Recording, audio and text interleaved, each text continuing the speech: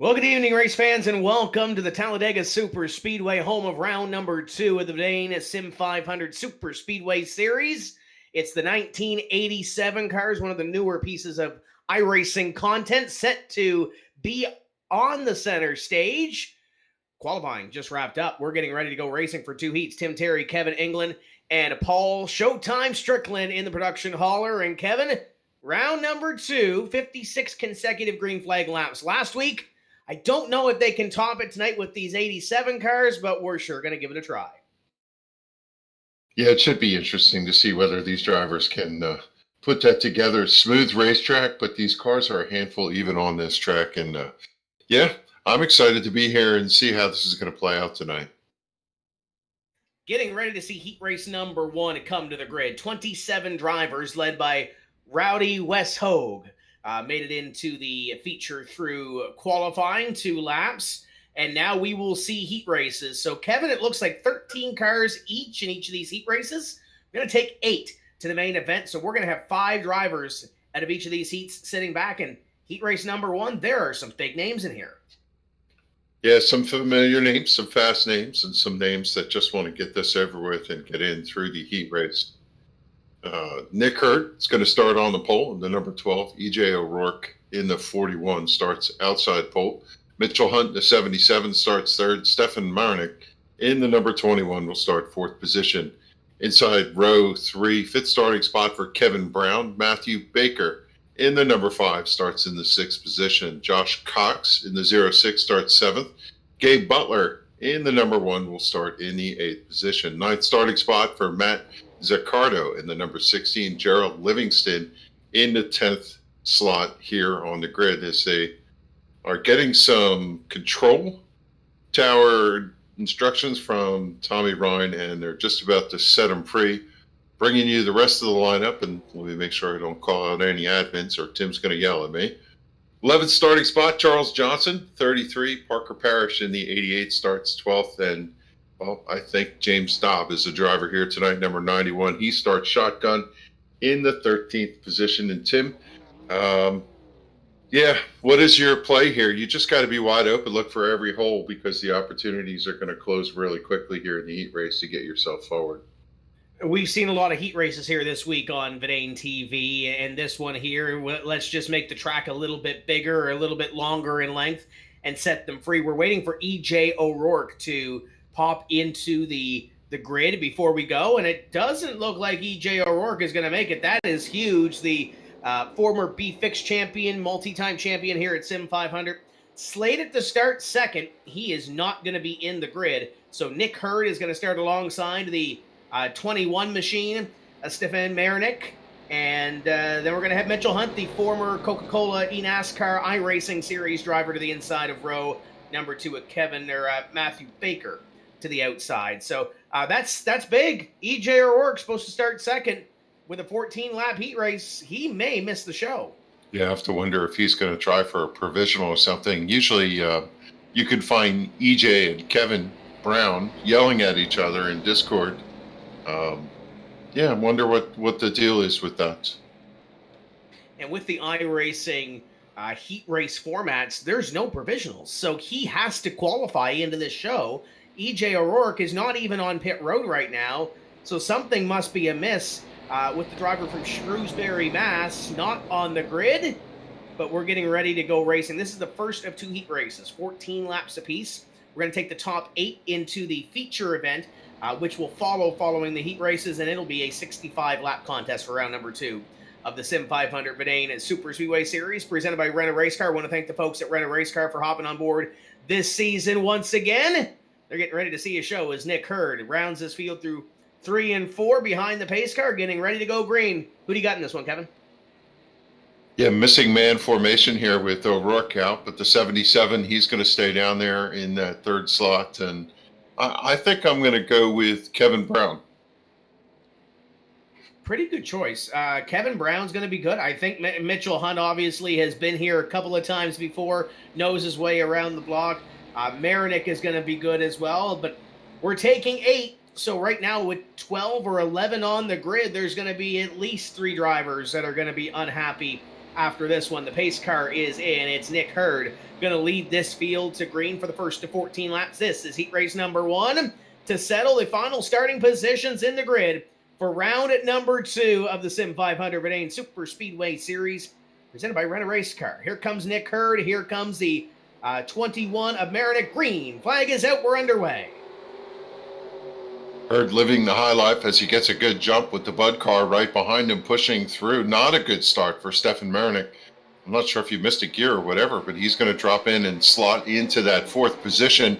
Kevin Brown jumps up to 3rd. Is he going to be content to ride in line, going to the backstretch? I thought he was going to peek out, but then looks like he just kind of settled down and he's going to hug that yellow line.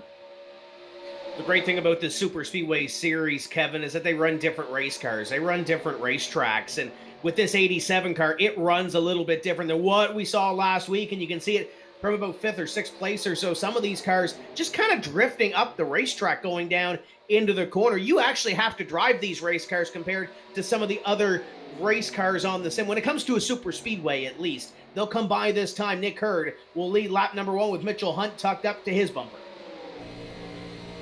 Yeah, for sure. One of the characteristics going into the corners, the car just doesn't hook like a typical sim model. This one plows going into the corner, especially if you're hugging the yellow line like these guys are. Now we see side by side, 2 by 2 for 1st and 2nd, 3rd and 4th. Stefan Marinick on the high line trying to push forward to see if he can get Kevin Brown to the lead out by a half car length as they plow into the banking in turn number 3. He's out there. Will he pull down and protect the line? I think he's going to do that. He'll lead coming off of turn 4, coming around on lap number 2. And we saw it right there. These cars are so hard to handle. Nick Hurd just went from the lead all the way back to what is going to be outside of a transfer position now. And he lost the draft, so that doesn't help him either. Top 2 have pulled away from what is a battle for 3rd on back.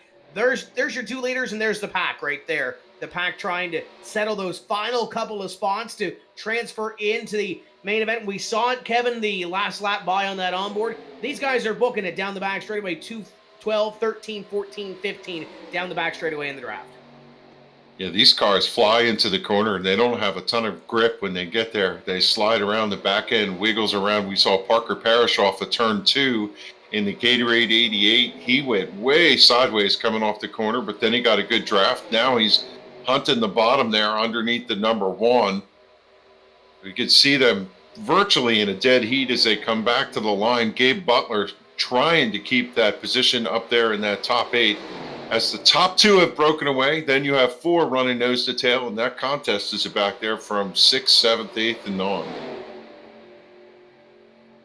Last week's winner, Gabe Butler, in the 1, trying to make his way into the show, and right now he's going to have to earn it the hard way. Currently in the battle for that bubble position, currently position number 9, sliding up the racetrack, and right now he's on the outside looking in on round number 2. We mentioned it earlier. There are no provisionals into the field after we qualify, so he's got to get in the show and get in the show the hard way if he wants to continue to, lead the points after round number 2.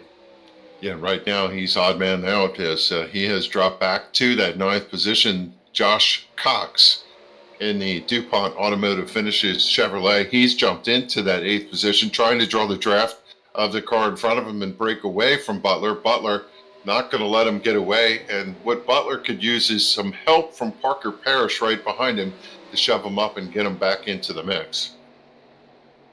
Mitchell Hunt in the 77 car kind of pushed up the racetrack going down into turn number 3 a little bit in front of this pack. Still maintains position number 3. And after those cars got single file, Kevin, they have closed in on your 2 cars. Brown and Marinick up in front, but here comes Mitchell Hunt with a head of steam, looking to put it somewhere that takes him to the lead position. Down into corner number 1, your leaders are now side by side. Top 2 drew side by side. They saw the 77 coming, figured they could get the push. Whoever Hunt was going with, that would be the advantage. Right now, that seems to be the case as Stefan Marinick. He's jumped out to the lead on the back straightaway with the help from the 77 of Mitchell Hunt, and Kevin Brown looking for a dancing partner. This is where everybody becomes on pins and needles. We've got 10 cars. We are taking 8 to the main event. Two of these drivers will be on the outside looking in after this heat race. We'll come by this time. 6 of the 14 laps completed. And up the hill goes the leader. We continue to be side by side for second. Mitchell Hunt trying to take it away. Marinick is your leader, and now Hunt the only one on the outside. Yeah, the good news for Gabe Butler sitting in that 9th position is these cars getting side by side and racing in front of him is going to allow him to draw back up to the pack. He's coming up to the back bumper of the 8th place car, Josh Cox, and going to get back into this mix. Laps are running out. He's got to come forward and figure how to get at least one more position if he's going to make the show tonight. Great onboard view by Gabe Butler. He has to drive that car into the show. He needs one more position, but how does he get it? Side by side in front of them. Maybe he hopes for a mistake and hopes he is not in somebody else's mistake. For all the E.J. O'Rourke fans, he is currently 1 lap down. He made it to the racetrack, but he is on the same straightaway as these leaders, way up ahead of this pack. So talk about mistakes. E.J. needs about 3 or 4 of them in order to squeak into the show.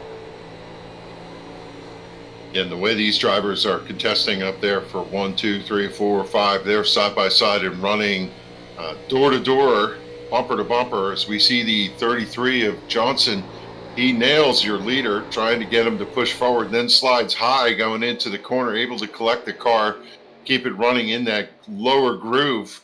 And I'll tell you what, these guys are elbows up. They know what's at stake. You cannot let your guard down here in these heat races. You know, if we only had 8 drivers in this lead pack, you might be able to ride just a little bit, but you can't. There's 10 cars in here. One small mistake is going to put you outside of round number 2 for the SIM500 Vidane SuperSpeedway Series. And these cars, as we mentioned, are floating around. They're hard to handle. They're hard to drive in the draft. And now they're going to come up on a lap car here in just a few moments. Lap number 9 being worked on the board. They'll come back with 5 laps to determine who will transfer and who will go home. And we see Gabe Butler. He did successfully make that run around. He's got himself up to, the 7th position right now, the 8th position occupied by Matthew Baker, and that leaves Parker Parrish and Josh Cox, who had a little mix-up, out of that realm, and they are now on the hunt themselves. There's the 06 car on your screen of Josh Cox as the field laps E.J. O'Rourke. Mitchell Hunt will go to the top of the leaderboard. And now they chase down the 77 car as he works out of corner number 2 and down the back straightaway. Second place gets into the wall, and we almost had an issue with Kevin Brown, Marinick, and those drivers, but except for one race car, which is Mr. Marinick, everybody is still straight. Yeah, certainly heads up driving by a couple of those cars as we see one car sideways crash over there in turn number 4. One car up in the banking, the 06 goes sideways to the grass. Another car out in front of him, which is O'Rourke. I'm not sure how he was involved. He's sideways. He's not really in the contest, but his car is damaged. But what that's done is spread this field apart quite a distance, Tim. That was Cox and Parrish that had a little bit of a moment there and have lost this lead draft, as has E.J. O'Rourke, as has Marinick. So now we've got 7 cars in this lead draft, and it's going to be not really a battle for 8th. Marinick is kind of hanging around there with E.J. O'Rourke behind this lead draft. You see them there at the bottom of your screen. If these guys in this lead draft can keep it straight, they're in the show. Mission accomplished. How bad do you want to win a heat race? So Mitchell Hunt's going to lose the lead at a corner number 4. As they come out, Kevin Brown's going to go to the top. You have to wonder if these drivers are getting nods from their spotters saying, look, you're in, don't mess it up. If they're going to slice the dice up there, they could potentially jeopardize a run to the show. And the good news is for Stefan Marinick, we saw him against that backstretch wall over there. Everybody slid by. It was a tense moment, and he was going to be off the pace out of the show with that crash from a couple of those back markers. Now he's going to ride back here in 8th, and he's got fortune that he's got O'Rourke right in front of him, which is going to keep him out in front of those damaged cars that are trying to chase him down for that final qualifying spot. So he is good as long as he can keep that lead draft in sight. He's got 8 seconds back to Josh Cox. So as long as Marinick can keep it straight, he'll be in the show. And as long as these guys here up in front can keep those cars clean, they'll be in the show as well. Kevin Brown leads. You saw that car get a little light in the tri-oval. The 77 of Mitchell Hunt on his back bumper. Mitchell Hunt wants to win when he's on the racetrack, regardless where he is, what race car he's driving, if it's a heat race or a feature event. Mitchell Hunt wants to go to victory lane. You better believe he's trying to set something up on Kevin Brown. Hunt is literally shoving Brown down the back straightaway, looking for the opportunity. Willie Duck Low going into the corner. He's going to peek a nose down, get some air on that left front, but he stays locked into that back bumper as they roll through the banking. When they come back to the front straightaway, it's an opportunity to pass, but I think he's just trying to feel the car out to see whether he can set him up. If you look in that in-car view, Tim, that motor is screaming.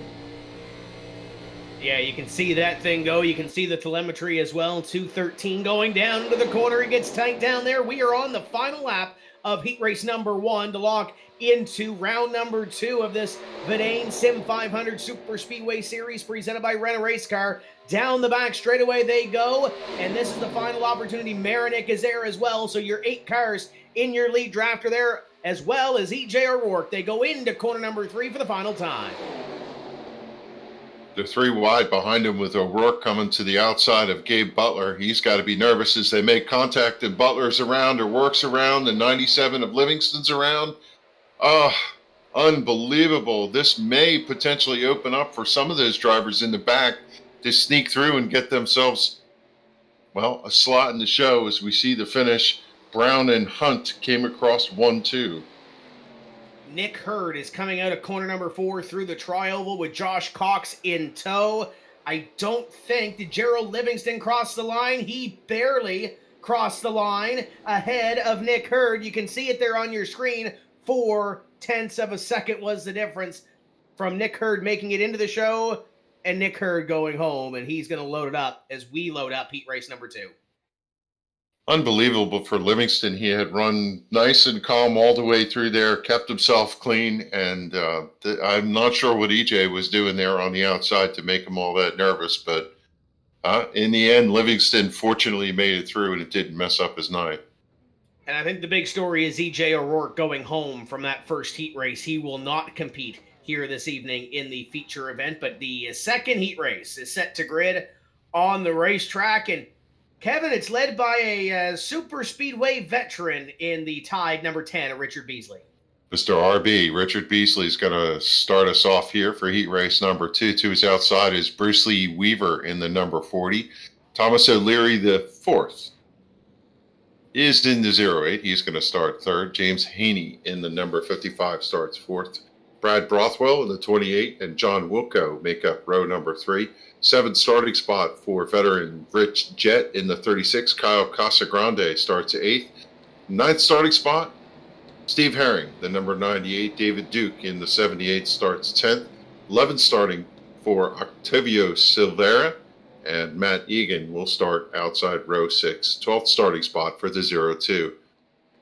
Shotgun, we do have 13 cars, it looks like, calling to the grid.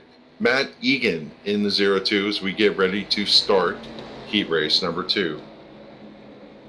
And we should mention some beautiful looking race cars here. Some throwback schemes, some new schemes. Matt Egan's car, I don't know if Paul can get a look at the hood on that car. It says me. So we'll see if Mr. Egan can bring himself to the front of the field. He's got to get in the transfer position, Kevin. He's going to start 4 spots out. Yeah, I'm trying to figure out what that is on Casagrande's car. The thing is neon. Even back on the backstretch, we can see it from over here. It's just glowing. Yeah, it's a beautiful looking car. It's bright for sure. We'll see if he can make it into the show. But Richard Beasley up in front's going to lead them to green, and that is his, well, it's not his Tide colors. Big fan of Ricky Rudd is Richard Beasley. So if you ever follow his Twitch stream, he's got Ricky Rudd cardboard cutouts in the background as he has them cheering him on. I don't know if those are his only fans or not, Kevin, but they're fans nonetheless. Yeah, it was neat watching the Dale Jr. download, and they were talking to DW, and they showed when the Tide colors came to be when he joined Hendrick Motorsports, and seeing that car roll out, that was a neat story to watch, and certainly sentimental to see Tide colors taking us to green here in heat race number 2. Richard Beasley in car number 10, going to lead them to green, a SIM500 veteran, a Rookie contender this past season in the Trans-Service Cup Series alongside Bruce Weaver. Green flag is in the air. We'll take the top 8 to round number 2 of the Vidane SuperSpeedway Series here at SIM500. Beasley out to the early lead, and O'Leary trying to take second. Top 3 slot in nose to tail. They're 3 wide almost for that 4th position as the cars come up to speed, coming around the banking to the backstretch for the first time.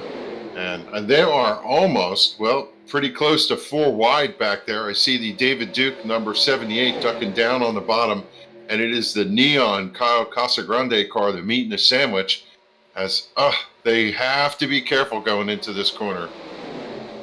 One car up against the safer barrier, going to fall back to the rear of this running order, but up in front, it continues to be O'Leary showing the way. Beasley in a second, and third, Weaver looking to the outside. Are we going to go 3 wide to the stripe? Why not? Richard Beasley going to lead lap number 1.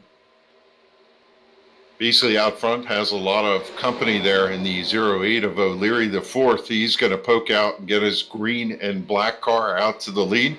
James Haney, though, going to tuck in on the back bumper. Well, he gets sideways off the corner, but still gathers it up. He's going to come to the back bumper and rescue of Beasley to see if he can push him to the win. Kyle Casagrande begins to move as well as he's behind Haney in the 55 car. We've seen Casagrande on the NEP series. We saw him, well, just a few hours ago in the round from Thompson, and now takes a look to the outside, trying to push that outside line to the front and maybe make his own groove in the middle. Are we going to go 3 wide? He's certainly going to look there as they are 3 wide for second. The Casagrande car taking a good run, good charge through the middle, but he's still not able to draw up. Nobody's been able to contest with Beasley so far. Richard Beasley up in front. We got one around. The 98 car has a blowover down the back straightaway, so we've lost 2 out of this lead draft. We'll continue. Oh, he's still on his dome down the back straightaway. That's not a good look for Stephen Herring. I'm sure he's going to have to go to Hooters and get some wings after this one, because that was a 10-ticket ride. Yep, let's see if he gets to his wheels. Nope, he's going to end up on his roof. No cautions here, right? These drivers are going to continue to compete up front for the lead, and Casagrande, he's been able to peek his nose out front as they go across the stripe. He's going to lead lap number 4. And I tell you what, I like the look of that number 78 Pepsi car. That reminds me of a Brett Hearn paint scheme back in the day when he ran Grand National. Something very similar to that, if not that exact paint scheme. And we had problems with the 55 in the last lap as well. I believe him and Thomas O'Leary may have got into it just a wee bit. James Haney is going to fall off of this lead draft, or at least for the moment fall off of the lead draft, currently in position number 11. He was running up in the top 5, so keep an eye on that one as we continue on. We'll come to 10 laps to go, this time by with the 7 of Kyle Casagrande on the inside. He is going to lead lap number 4.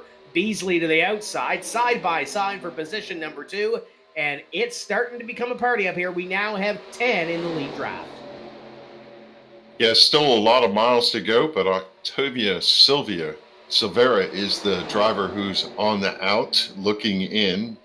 He's trying to chase down Rich Jett, who's making a run to the inside of Brandon Browning down there on the backstretch. These drivers are just a touch off that lead group, but we're going to keep an eye on who's going to get that final transfer spot. Richard Beasley's fallen back a couple of spots into position number 4 or 5 as he battles with Weaver to the inside. The 40 trying to hold on to a transfer position. We talked about the 02 off the hob, and Egan is now well in a transfer position, battling up here within the top 6, trying to crack that top 5. To come by that time, 5 laps completed of this 14-lap heat. If I'm Egan looking out the windshield at everybody, how much they're slipping and sliding going into the corners, I'm going to be nervous. I just watch them and hope that they can all keep their cars pointing in the right direction. And the way these cars, you would think you could just drive down the backstretch, but Tim, the cars buffer around so much that even the back straightaway, the front straightaway, these cars are just a handful all the way around this racetrack. Indeed they are. It doesn't matter where it is, especially when you're doing speeds at 215 plus. They get a little bit light sometimes around this super speedway. Battle up in front, and here comes that 78 car once again to the inside, trying to make that move. David Duke wants to win himself a heat race. He still has a feature to come, but he wants to go to victory lane in this heat. Now Casa Grande back to the top. Richard Beasley on that outside line with O'Leary to the inside. Side by side for second. Side by side for fourth as well. And we might go 3 wide back there as Weaver tries to make a move. It's so interesting to think about restrictor plate racing when it comes to the feature and where you start. It really probably isn't that big of a deal. These guys are driving like you're on a single lap, single lane, track position counts a racetrack is, Tip, they just want to win every single time they come out. Casa Grande going to come through the tri-oval and complete lap number 7. 7 down, 7 to go for Casa Grande. It's got Richard Beasley in behind him on the high side. On the inside, it's O'Leary, David Duke, Bruce Weaver, Matt Egan, Brandon Browning, and Rich Jett. Currently, your top 8, they would transfer in, but we've got 10 in this lead pack. So we've got Silviera and Bothwell still trying to make their way into the lead, into the top 8 as we're side by side for that top spot. Here comes O'Leary. O'Leary gets a good run, but he loses control of the car. He's up against the wall, banging the right side. Beasley sideways. He's in the wall, the 18. And, another big hit for O'Leary. The 4th is his car bouncing off the barrier over there in turn 4. Did we just see the Tide car clean out the field? I don't think so. Looks like he was in a spin cycle over there. But now it's going to change everything because our lead pack is it's narrowed a little bit to about 6 cars or so. As that's tough if you're Richard Beasley, if you're O'Leary, if you're the 78's got a little bit of damage. David Duke, I think, got a hit in the door, Kevin, but he's up to position number 5. You see him on your screen outside in the 78. This is the second pack that's kind of formed. Casa Grande and Weaver out in front. If those top 4 get single file, we saw it in the first heat race, they'll catch those top 2.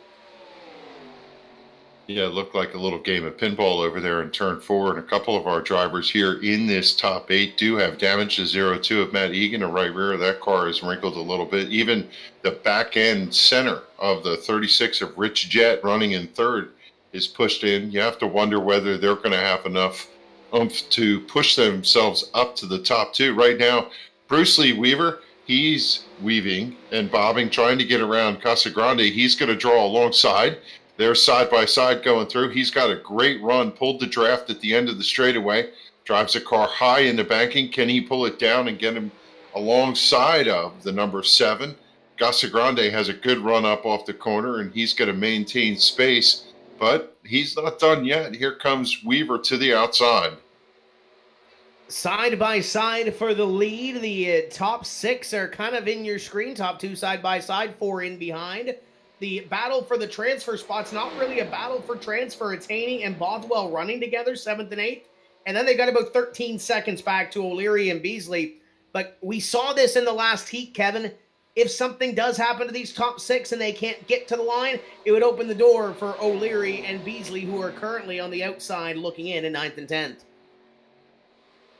Yeah, and as we know, until the checker flag falls, anything can happen, and Beasley could be racing the driver he's riding with for that final position as they go around your leaders, the stricken car of the number 18 of Brandon Browning, putting him 1 lap down. So Browning, he's pretty much going to have to hope for a miracle to see himself get into the show tonight.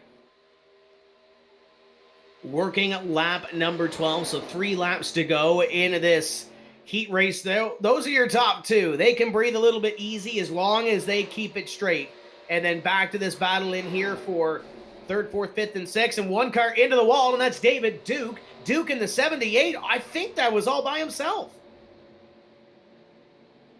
Wow, can you imagine that? We were just talking about the possibility of somebody having a mishap, and I'm not really sure how to explain that over there, but he was just cruising. He just had to ride around the racetrack to get to a finish, and, well, now his car is damaged, and he's just limping along over there.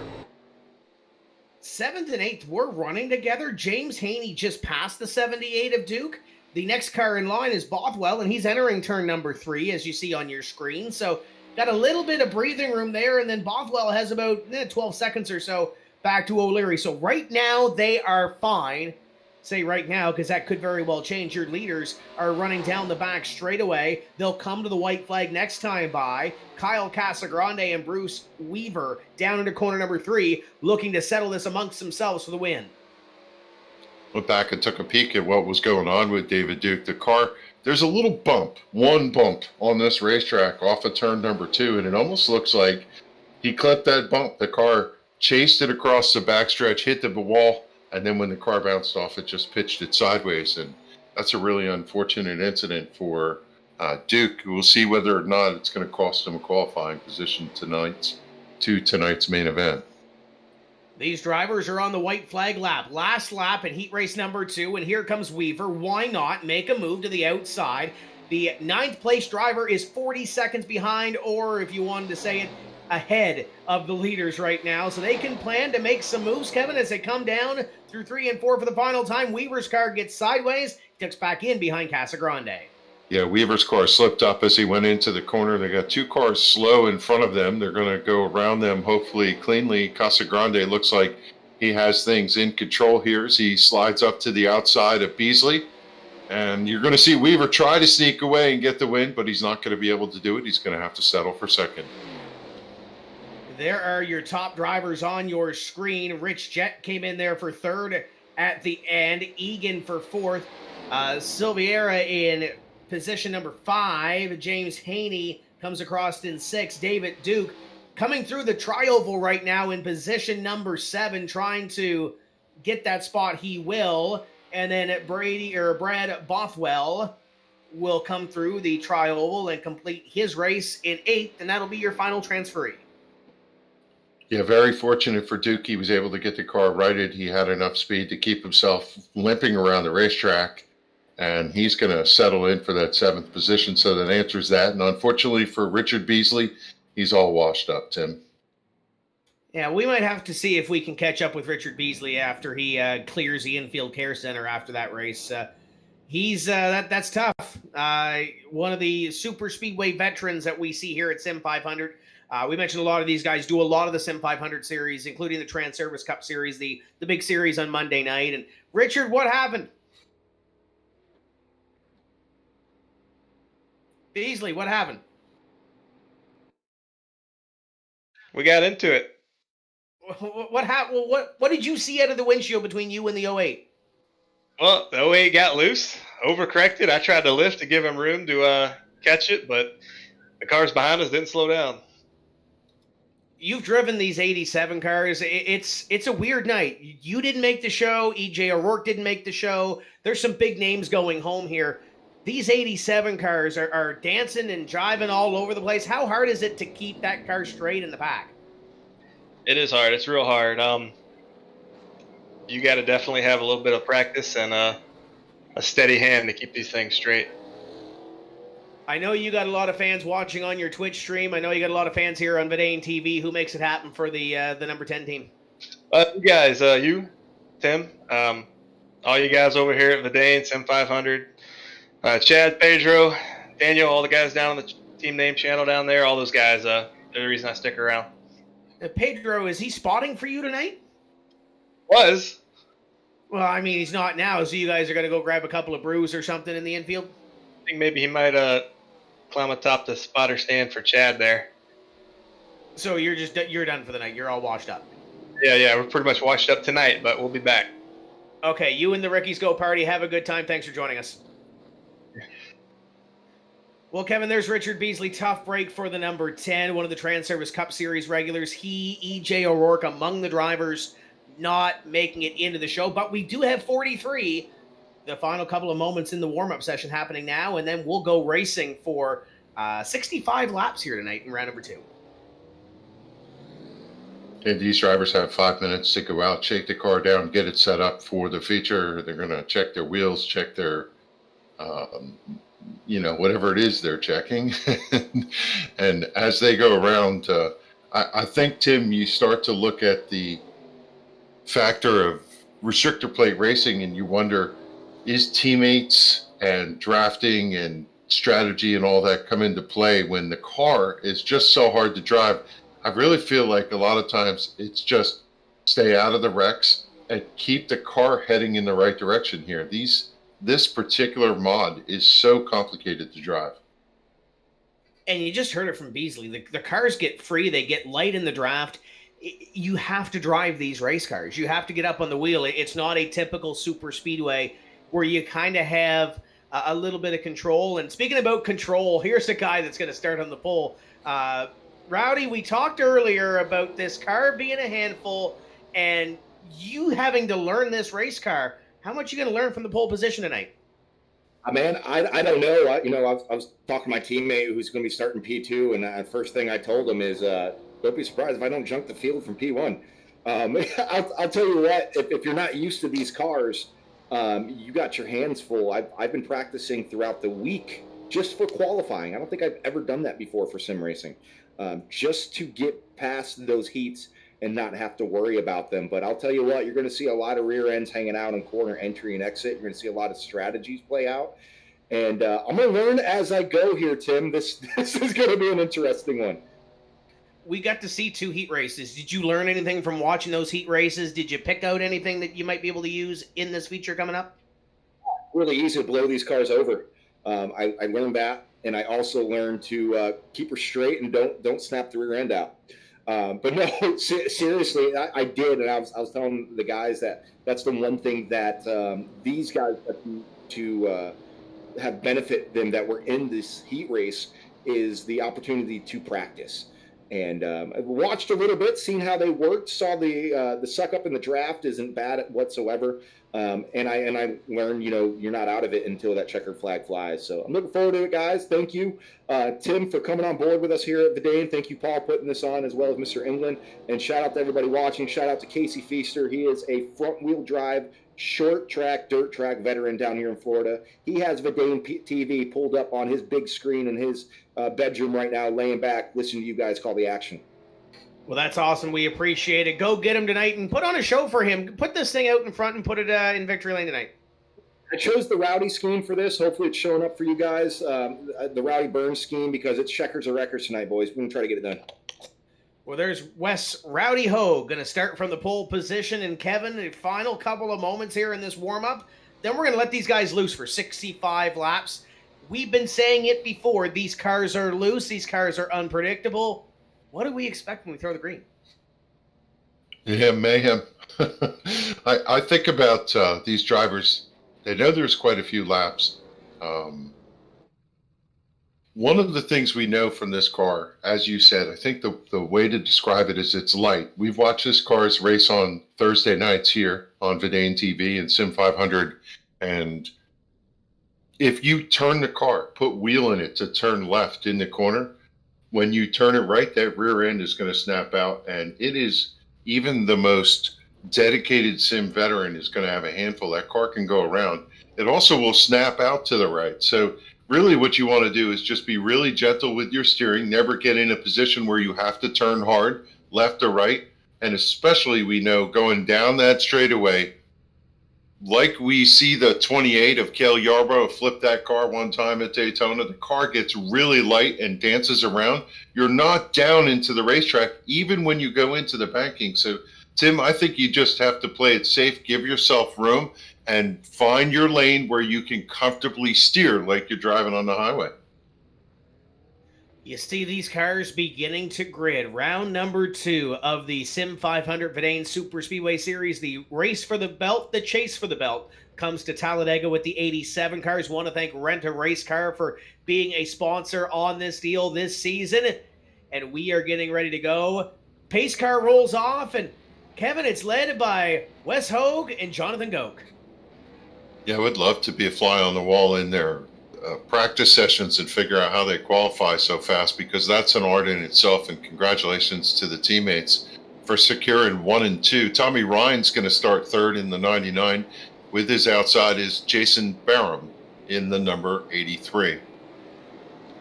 Aaron Smith the second in row number 3. Kevin Freeze on the outside. Eric Laurie, Bobby Wetzel, Keith Haney, Joey Gattina, has made his way into the show, starting P10. These are the drivers, Kevin, that we did not see in these heat races. So we'll see what transpires as we continue on here. You'll see your starting grid roll along the bottom of your screen to see where your favorite driver is starting. Guys like Glenn Campbell starting 15th, Daniel Falkingham starting 16th, middle of the pack, Jeff Ryan, Chad Coleman. We've seen him plenty of times before here on Vidane TV. He's going to start mid-pack. Randy Yoakum, Chad Cole, all the way back there in 27th place. We've got some drivers that are going to have to dig from the middle of the pack, familiar names, but we already mentioned it. We've had some big names miss the show tonight already. Yeah, certainly. Brendan Browning, Richard Beasley, E.J. O'Rourke, Steve Herring, Josh Cox, Thomas O'Leary, John Wilco, James Dobbs, Parker Parrish, and Nick Hurd all went to the house. They're going to watch from the grandstands, from the spotter stands, from standing on top of their trailer.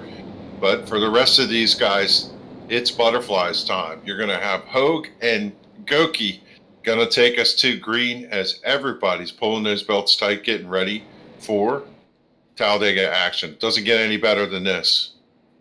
I think the biggest key on this one is to expect the unexpected. 65 laps. These cars are a little unpredictable with what they do, and these drivers are going to have their hands completely full, especially if you're in the middle of the pack. Glad you can be with us here on Vidane TV and the SIM500 network. We are getting ready to go racing for 65 laps here at Talladega. It's round number 2 of the SIM500 Vidane SuperSpeedway Series presented by Rent-A-Racecar. The chase for the belt is about to hit Talladega, Alabama. Green flag set to fly. Wes Hogue, Jonathan Goke, green flag. We are underway in round number 2. Hogue gets a good start, and so does Goke. He's on the outside. They're literally dead heat going into the corner. It's side by side, as you would expect, door to door as they go into the banking for the first time. Tommy Ryan trying to push the inside line to the advantage on the back straightaway. Wes Hogue will go to the lead for a moment down to that inside line. The one car gets that push to the outside, side by side down the back straightaway. The 99 tucked in behind Tommy Ryan, looking to take away a position for the lead. The 70, that's a beautiful looking car for Aaron Smith II on the outside as he battles here. And for the most part, everybody has really found a place right now. The inside line's kind of broken up a little bit. Smith goes to the inside to make it 4 cars to the inside. Yeah, we see the paint schemes loaded. The Jason Barham number 83 is labeled as 99. That's the typical number that he runs on Thursday nights with SIM500. And the kick-ass beef jerky paint scheme coming in here, but he is the 83. He's running in the 4th position right now following that Thunderbird. And the number 1 Carolina Ford dealers, was that the car that Jeff Gordon ran, that paint scheme? It may have been 87, a little bit before my time, but these guys have done some great jobs with these paint schemes and making sure they all look pristine as they come out of corner number 4. This will be the completion of lap number 2, and it's still Wes Hogue out in front of this field. He'll come by this time and lead lap number 2 with Tommy Ryan in his back bumper. Yeah, that top pack streaking off into the banking, and I have to look. Where does he figure this out? Daniel Falkingham right now is running in the 6th position as they weave and bob down there on the backstretch. He started 16th here. How did he come forward so quickly? It's hard to believe. You saw that one car to the outside get a little bit light down to the corner. The 81 gets into the wall. Keith Haney up against the safer barrier. He's going to lose a ton of positions. He's going to lose about 20 spots there. There's the 81 on your screen on the outside. The blue car falls all the way back to the back of the pack. It takes one small mistake for that to happen, and I think we just found it out. Up in front, Tommy Ryan to the top of the board. Yeah, I was just watching Jason Barham go through the tri-oval down there. His car was sideways. He slid all the way up to the wall. Good thing this track is so wide, he was able to catch it. And then the 99 slid off of turn number 2 as they have their hands full. Bobby Wetzel with a good charge in the number 9. He comes up to the back bumper of Falkingham, trying to see if he can get him to the lead as they are door to door going through the banking over there, and who knows who's going to come out the other side. Looks like Jonathan going to have the advantage. The 39 of Falkingham starting to work to the outside. Falkingham started 16th easily.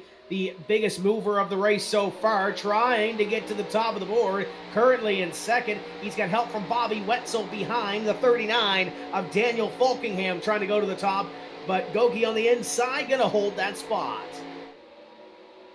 You look back there to about, what, the 14th position, seeing Brian Abbott in the number 82. He's battling to his outside is the 93 of Kevin Brown, who came in through one of those heat races. So some of these drivers who started out back are starting to make their way forward. But let me tell you, Tim, it's harder by an order of magnitude to race in the middle of the pack in some of these races. Saw that 20 car get a little bit light down on the inside a few moments ago. Wes Hogue once again trying to make sure that he can keep that car straight, and still learning. Daniel Falkingham sideways on the outside line in front of the field. He gets it saved, and I don't think that's the last moment we're going to have this evening with these cars. The 70 now has a head of steam to the inside. Aaron Smith has Jimmy Coleman to his back bumper.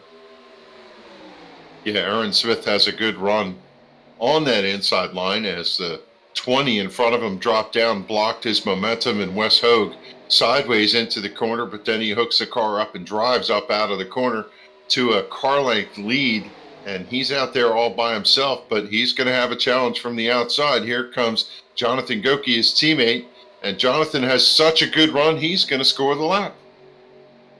With Daniel Falkingham in behind him, the 1 car will capitalize and take the lead on that lap. Complete lap number 6 of 65. Still plenty of laps to run here in this Vidane SuperSpeedway Series. The 70 of Aaron Smith begins to move to the inside. Tries to give a little help to Wes Hogue. Can't get there. Gives a little bit of a shot. The 11 closing in as well of Jimmy Coleman, trying to be a part of this battle, and tucked up in behind him, he's got one more. Chad Coleman's coming up to the front.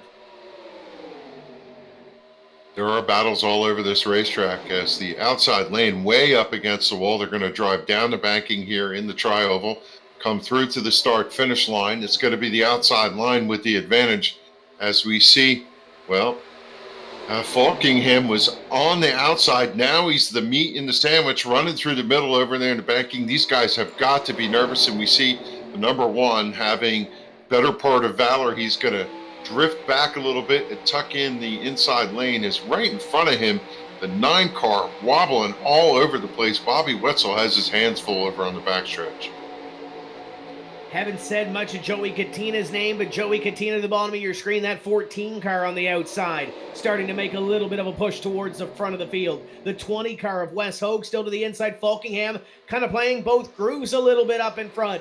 3 wide, Wetzel sideways to the outside. Are we going to make it for Wes Hogue? Sticks in behind the 39, gives him a shot down to the corner. The 1 will be the leader. 39 of Falkingham pulls even, and Bobby Wetzel falls in behind the 1.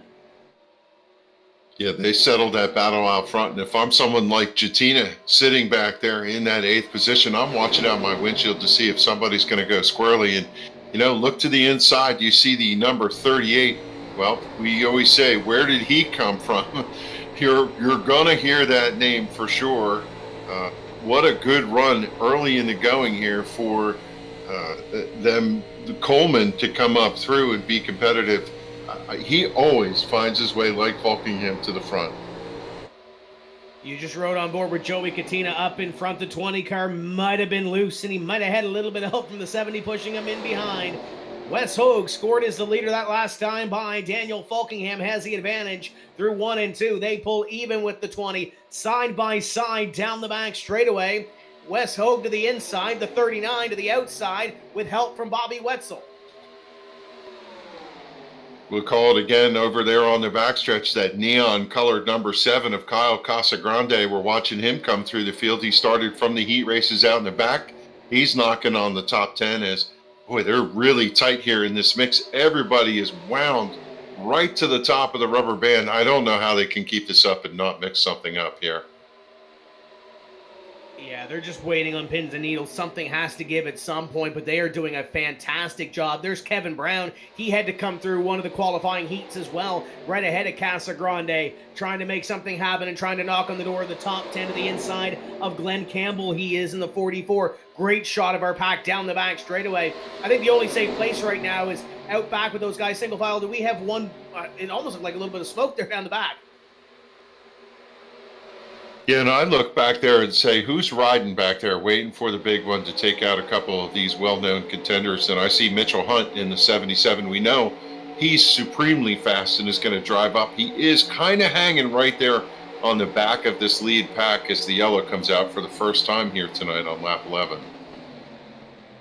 So the yellow flag will fly for the first time. Pace car will come out and retrieve the field, and we'll see what brought out that caution. We got a couple of cars stacked up over in turn at number 3. Brad Bothwell is in the grass and bent up in that Hooters Napa number 28. So we'll see what happened. We'll kick it down to the production hauler and showtime, Paul Strickland. What brought out our first caution flag of the evening on lap number 11?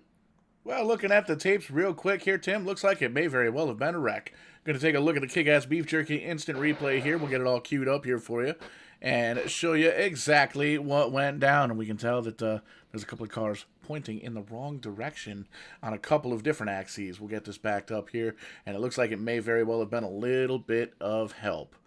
So pull up the old chopper view and we'll show you this Kick-Ass Beef Jerky instant replay. Going to focus on the 97 car. Big run from the 33. It's going to come inside and he just shoots, tags the corner a little bit, gets the 63 involved, the 60 involved. A couple of, I guess you would call that a grind on Tony Hawk game there. But then the Hooters car was involved as well. So tough break, a lot of big damage for these guys. There's no resets here in the SIM500 Vidane Racing SuperSpeedway League, so you might very well see some of those guys come down pit road for some repairs, maybe some damage repairs or some tires. And for all intents and purposes, Kevin, Bothwell was by that. He had that thing cleared and got hooked at the last minute, but the caution flag comes out. It's a perfect reprieve for Goki and Hogue, who fell back just before that caution flag flew. And Aaron Smith's going to lead the field down, and it's, I think, one car stayed out on the racetrack. Everybody's down. Yeah, saw the 60 of Matt Zicardo. He went in and got 4 tires when that caution came out. I guess he's going to have to end up longest line, but all your leaders coming in, and we see whether or not they're going to take tires. Certainly it looks like they're all topping off with fuel. I don't see a lot of tire changes going. Maybe right side tires going on for a couple of these drivers, but they have 3 sets of tires here, Tim, and it looks like a lot of them choosing not to use them this go-around. It's still early in this race. Fuel window's about 30 laps or so. I believe they're a little light on the fuel. I think it's 75% is max fuel load, so 30 laps is the limit. So you stop now. Your next pit stop is approximately 42, and you make it the rest of the way. So if this thing were to go green the rest of the way, they would need one more stop as the 70 comes off of pit road. Your former leader, and he's got, I think, a little bit of damage to the left rear, the 70 does, of Aaron Smith. I'm not sure. Him and the 89, I believe, had a little bit of an issue coming onto pit road into their box. So that might hinder the 70 just a little bit.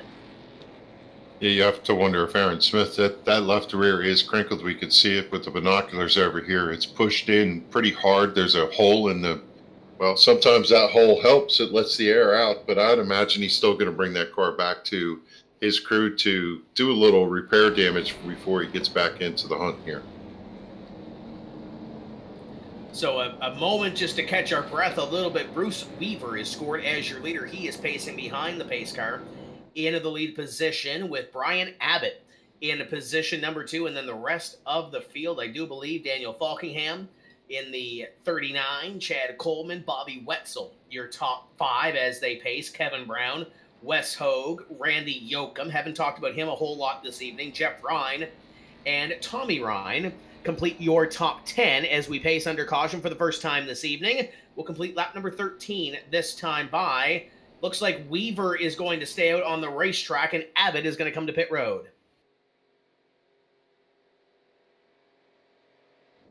Cars are kind of running single file, and to your point, I think they are catching their breath, right? They've assessed what happened in those first dozen laps, And right now they're just trying to figure out what kind of pace they should put through.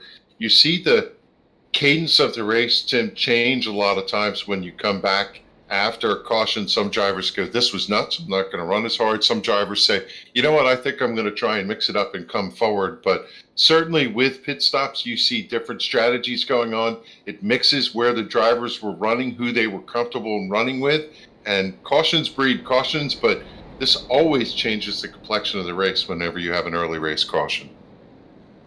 So lights are out atop the pace car. We'll go green next time by. Bruce Weaver is the only driver to stay out on the racetrack that did not come down pit road. For the most part, everybody else just took fuel only on their stops, Kevin. At least some of these drivers up in front. So really the only difference is that a lighter fuel load is going to be on Bruce Weaver's car of about 14 laps since we started this race compared to Daniel Falkingham and the rest of the field that just came down and has about a lap and a half on their fuel load. So I'm sure Bruce Weaver's car is going to handle a little bit differently than Daniel Falkingham and the rest of the field on that heavier fuel load. But we've seen these race cars are hard to handle to begin with, so I don't know how much of a difference it's going to make. Obviously, everybody's pretty much up front on even keel when it comes to tires. Yeah, I've run this car quite a bit, and I know that the fuel load does seem to make a difference. The back of the car stays a little more planted.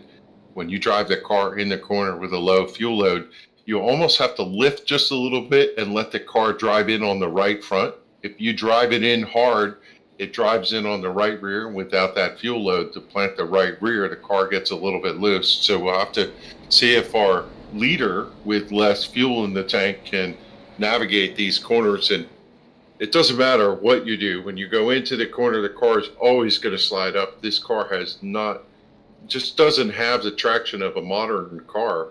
And that's what makes this series unique and fun, is that we're going to switch cars throughout some of these races, and this first showing has not disappointed so far.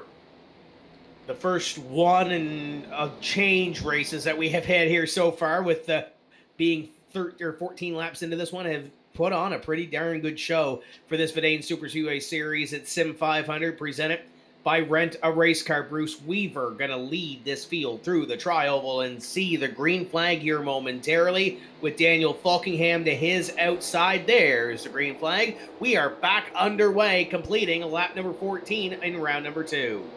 Rolling through second, jamming into third, and they're heading to fourth, and Falkingham came through the gears better as he's going to jump out for an easy lead. Right behind is Chad Coleman on the inside. He tucks in behind Weaver, who brought us back to green. Weaver has a good run. He's going to draw to the outside. He wants to lead this thing. He decided that Falkingham may have gotten a good start, but he's going to try to figure it out as here comes the 38 to the inside. They split the difference, and Coleman has it by a nose going into the corner. And Bobby Wetzel looked like he was going to make the move to the inside, but Falkingham closed the door, and now he closes the door on Kevin Brown, though Brown was pretty much there, has to let him in. The 40 of Weaver to the outside. He's got Falkingham in front of him going to the outside. Who is going to lead lap number 15? Falkingham, I think, is going to get the advantage at the line over Chad Coleman, and now they're 2 and 3 wide in behind the 6 car of Chris Cabot to the outside. First time we talked about him in the top 10. He's got that Ford tucked up to the back bumper of Weaver.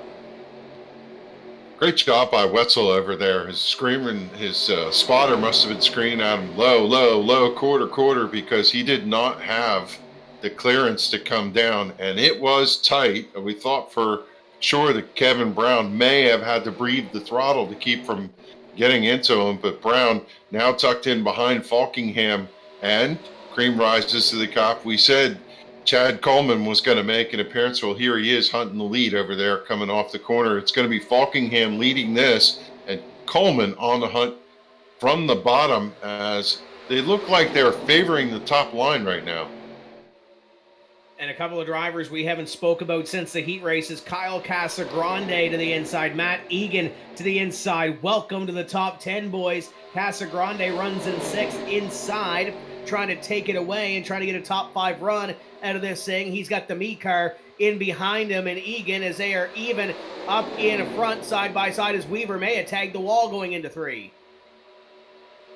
And as you said, a couple new players in the mix up there. Keith Haney in the number 81. He's up there. Chris Gibbu. And I'm looking at that Jason Nethery car. Jason running right now in the 11th position. He started 17th and has quietly made his way into the top 10. Chad Coleman has backed up that inside line a little bit. Top 2, top 3 are on the outside. And as I say that, Kevin Brown gets ahead of steam up in front. Points to KB Gaming, number 93 to the inside. Bobby Wetzel there too. Daniel Falkingham hung out to dry. Does Wes Hogue help him out? The 39 has now the 20 tucked up tight. Wes Hogue coming back to the front, and Hogue sideways and almost buys the farm in front of the field. He's into the fence. Wow, tense moments there for Hogue as he rubbed against the outside wall. The entire pack is going to streak by, but he's lucky he did not get that car sideways, get tagged, as he's going to be able to drive away, clean out his shorts, and then get back on the throttle. He's going to be full on to see if he can get himself up there, but really close call over there in turn 3 and 4.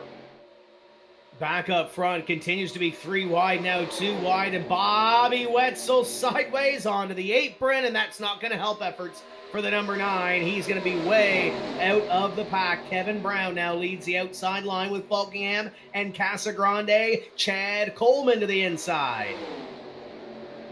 Yeah, Wetzel able to gather that Miller car up, and he came back to the track, and everybody kind of saw him coming off there and moved to the outside and gave him room. And I think he's going to slot back there about 20th position or so from first. That lap lead's going to go to Kevin Brown, and now Falkingham gets him out in front. Casagrande is side by side with the former eNASCAR Coca-Cola iRacing Series driver and Chad Coleman. And now up in front, the 39 goes to the inside, head of steam, and it's going to be Falkingham taking the advantage. Yeah, car I see making moves and coming back through is Jonathan Goki. He was out front early, and he wants to get back up there. But, man, Falkingham is just hammer down here tonight. He looks like he's pretty hungry for the win. We see these guys running up front in most of these SIM500 series. Familiar names, Falkingham, Coleman, and Brown, as the caution flag will fly for the second time this evening. Will complete lap number 20 as the field takes the caution.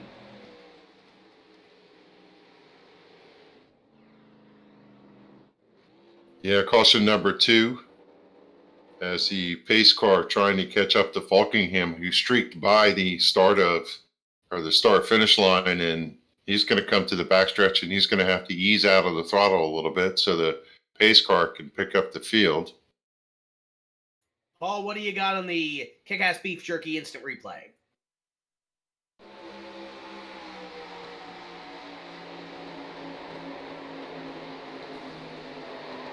Maybe troubles for Joey Jatina in the 14. I'm just guessing here. I saw one car go around, but couldn't quite pick up who it was over there. Paul might not have had his microphone on in here. I don't think we could hear him, but I'm sure whatever he said was great. Paul, do you got us now? Yeah, no, everything I said was fantastic. Back to you guys. No, we're going to take a look. We'll back that up one more time. 55 car just loses the back end of the race car, loses the air off the back of it. Big wiggle, takes out the 33, couple of the other cars here. A couple of big hits here, too, for these guys back here. So, I don't know. We're going to be able to see. They got plenty of time under caution to maybe bang out some of the sheet metal. But reminder, there's no quick resets here in this series. So, it's going to be all grunt work from here on out. Field had to wait for the pace car. The pace car has finally caught the field in turn number 4 and through the tri-oval. Falkingham will lead this field down onto pit road. I still think they're outside their fuel window. If our crew chief on pit road, Paul Strickland Jr., says it's 30 laps or so, they're still well outside their fuel window. Kyle Casagrande is going to stay out on the racetrack. Most of this field, though, Kevin, comes to pit road.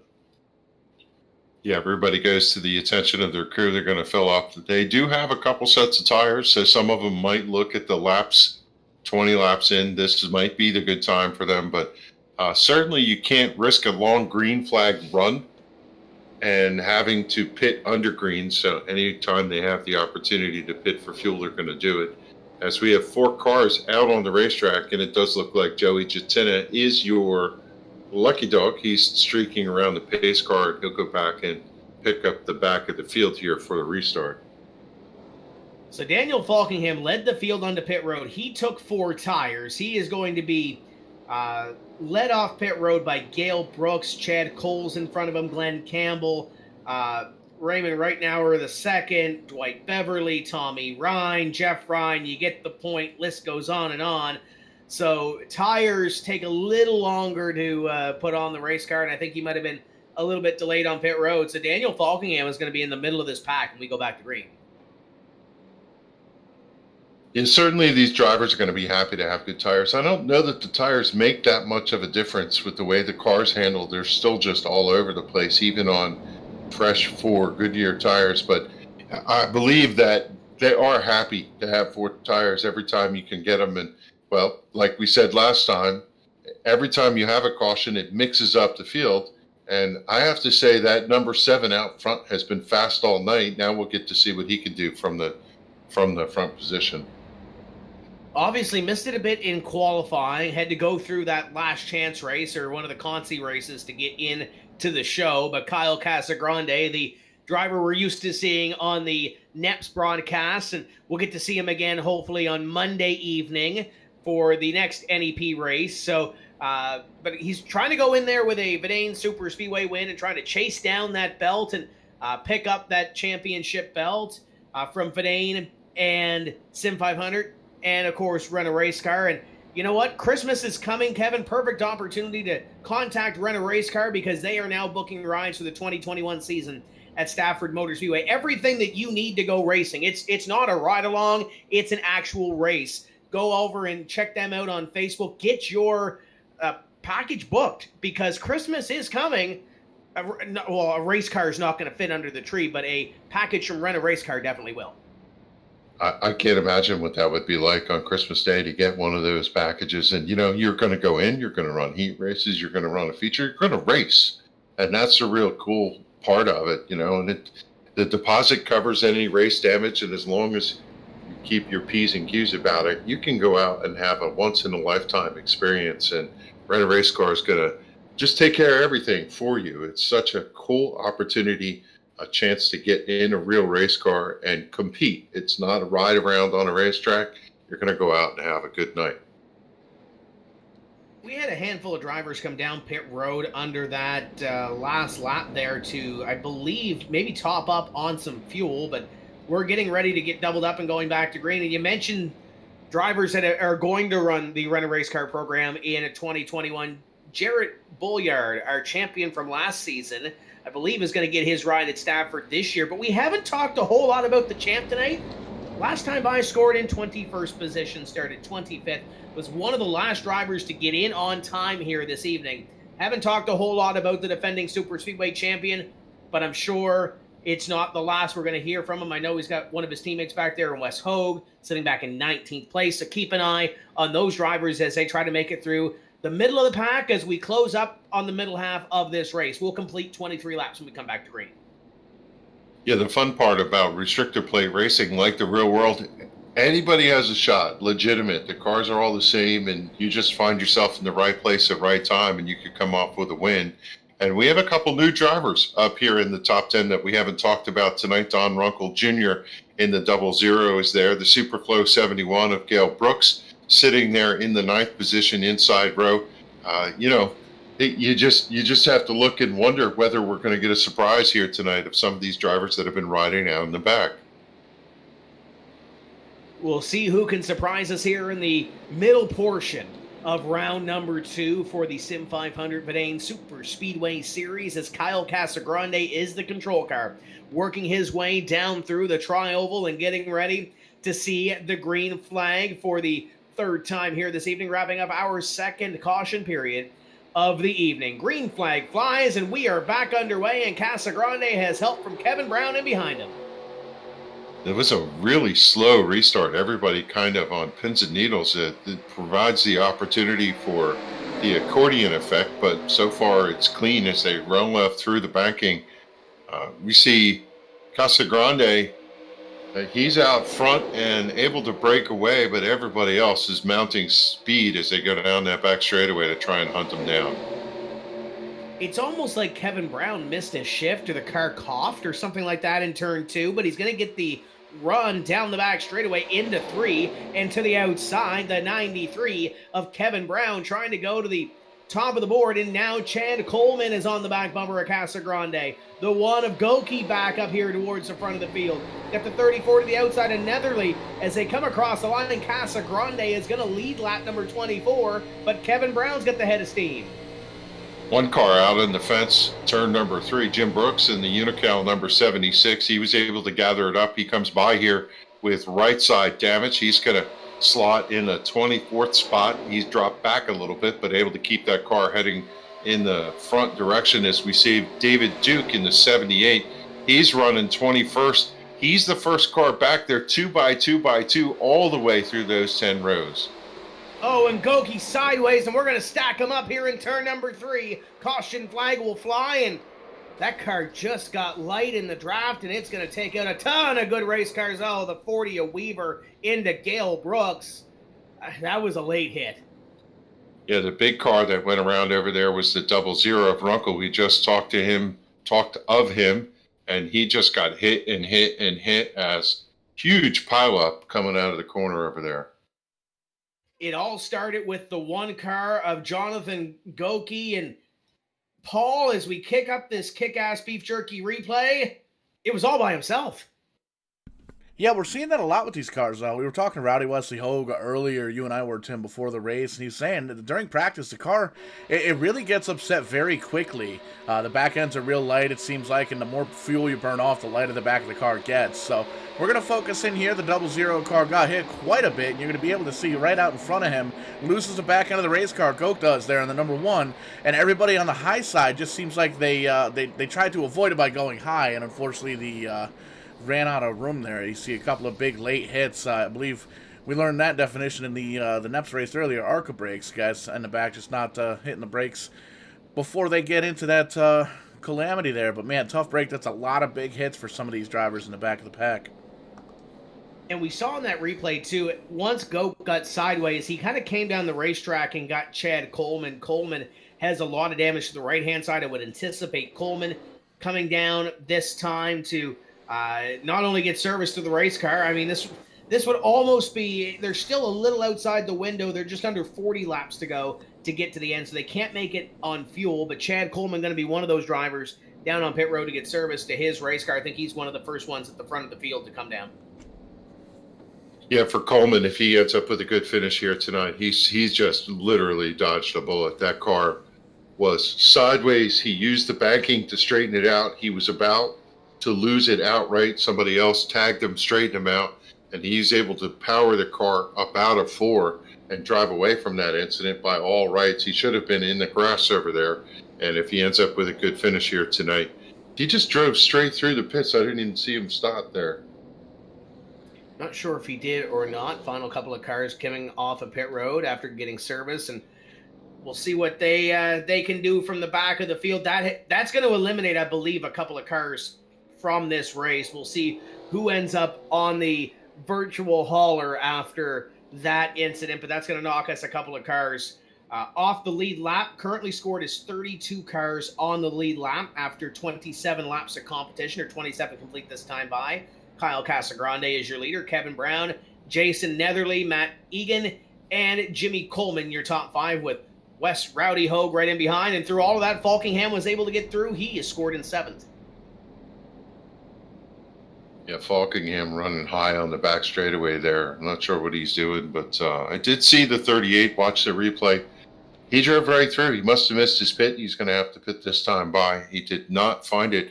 We saw him go down to get to the pit, miss it, and then he drove through a bunch of pits in front of him, pit stalls they are, and eventually just came back out on the racetrack in about, the 8th, 9th position, but he's down on the apron, and I suspect he is going to have to take that car and lose all that track position, take that car to pit road one more time in the intention of his crew.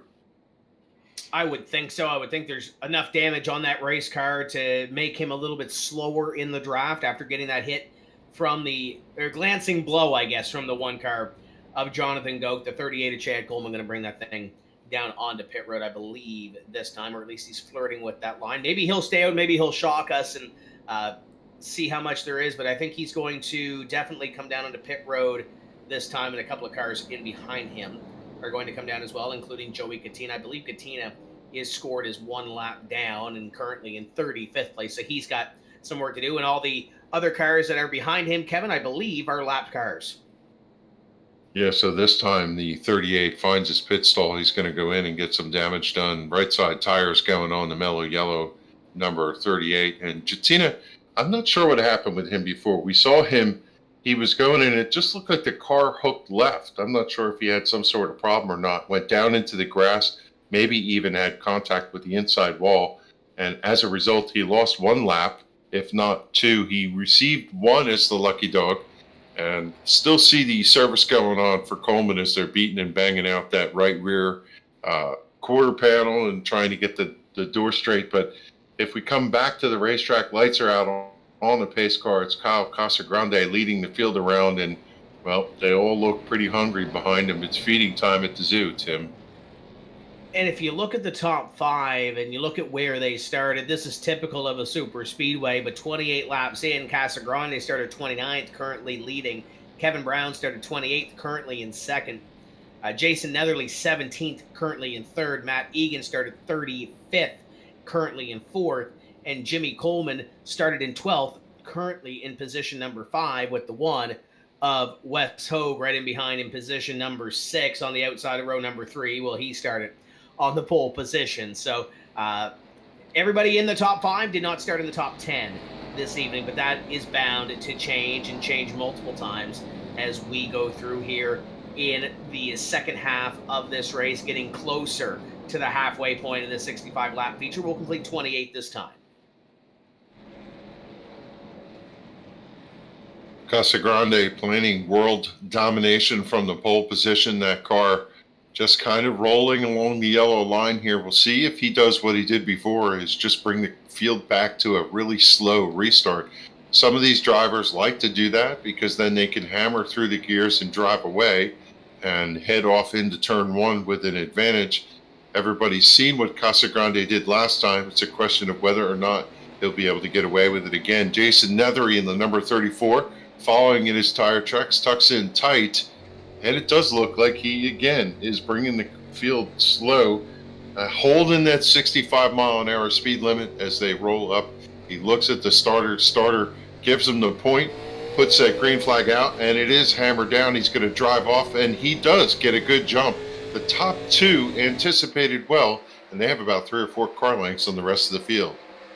Now, we saw Kevin Brown in the last restart being able to tuck in behind and get that run down the back straightaway to make that move on Casagrande, but up in front, the 93 going to stick to the outside of the 7 as they drag race down the back straightaway, 3 wide in behind. And look at the power move by Kevin Brown. Brown going to go to the top. Yeah, and Jimmy Coleman, he ducked low there to come in and up. We got contact sideways. Coleman is going into the apron as several cars making contact. We have an incident over in turn 3. Wild ride for Matt Egan in the 0-2. He got lifted up off the ground, and that car is probably going to be done for the evening. But that was a 3 wide move I think we're going to see on the replay, Kevin, and one of those square peg round hole moments where there wasn't enough room to make 3 wide in between 2 cars. But we'll queue up the Kick-Ass Beef Jerky replay and kick it down to the production hauler with Paul Strickland Jr. and relive this one again, Paul, because it looked like we were going to be okay for a while, but sense of urgency with 1 lap already on the restart.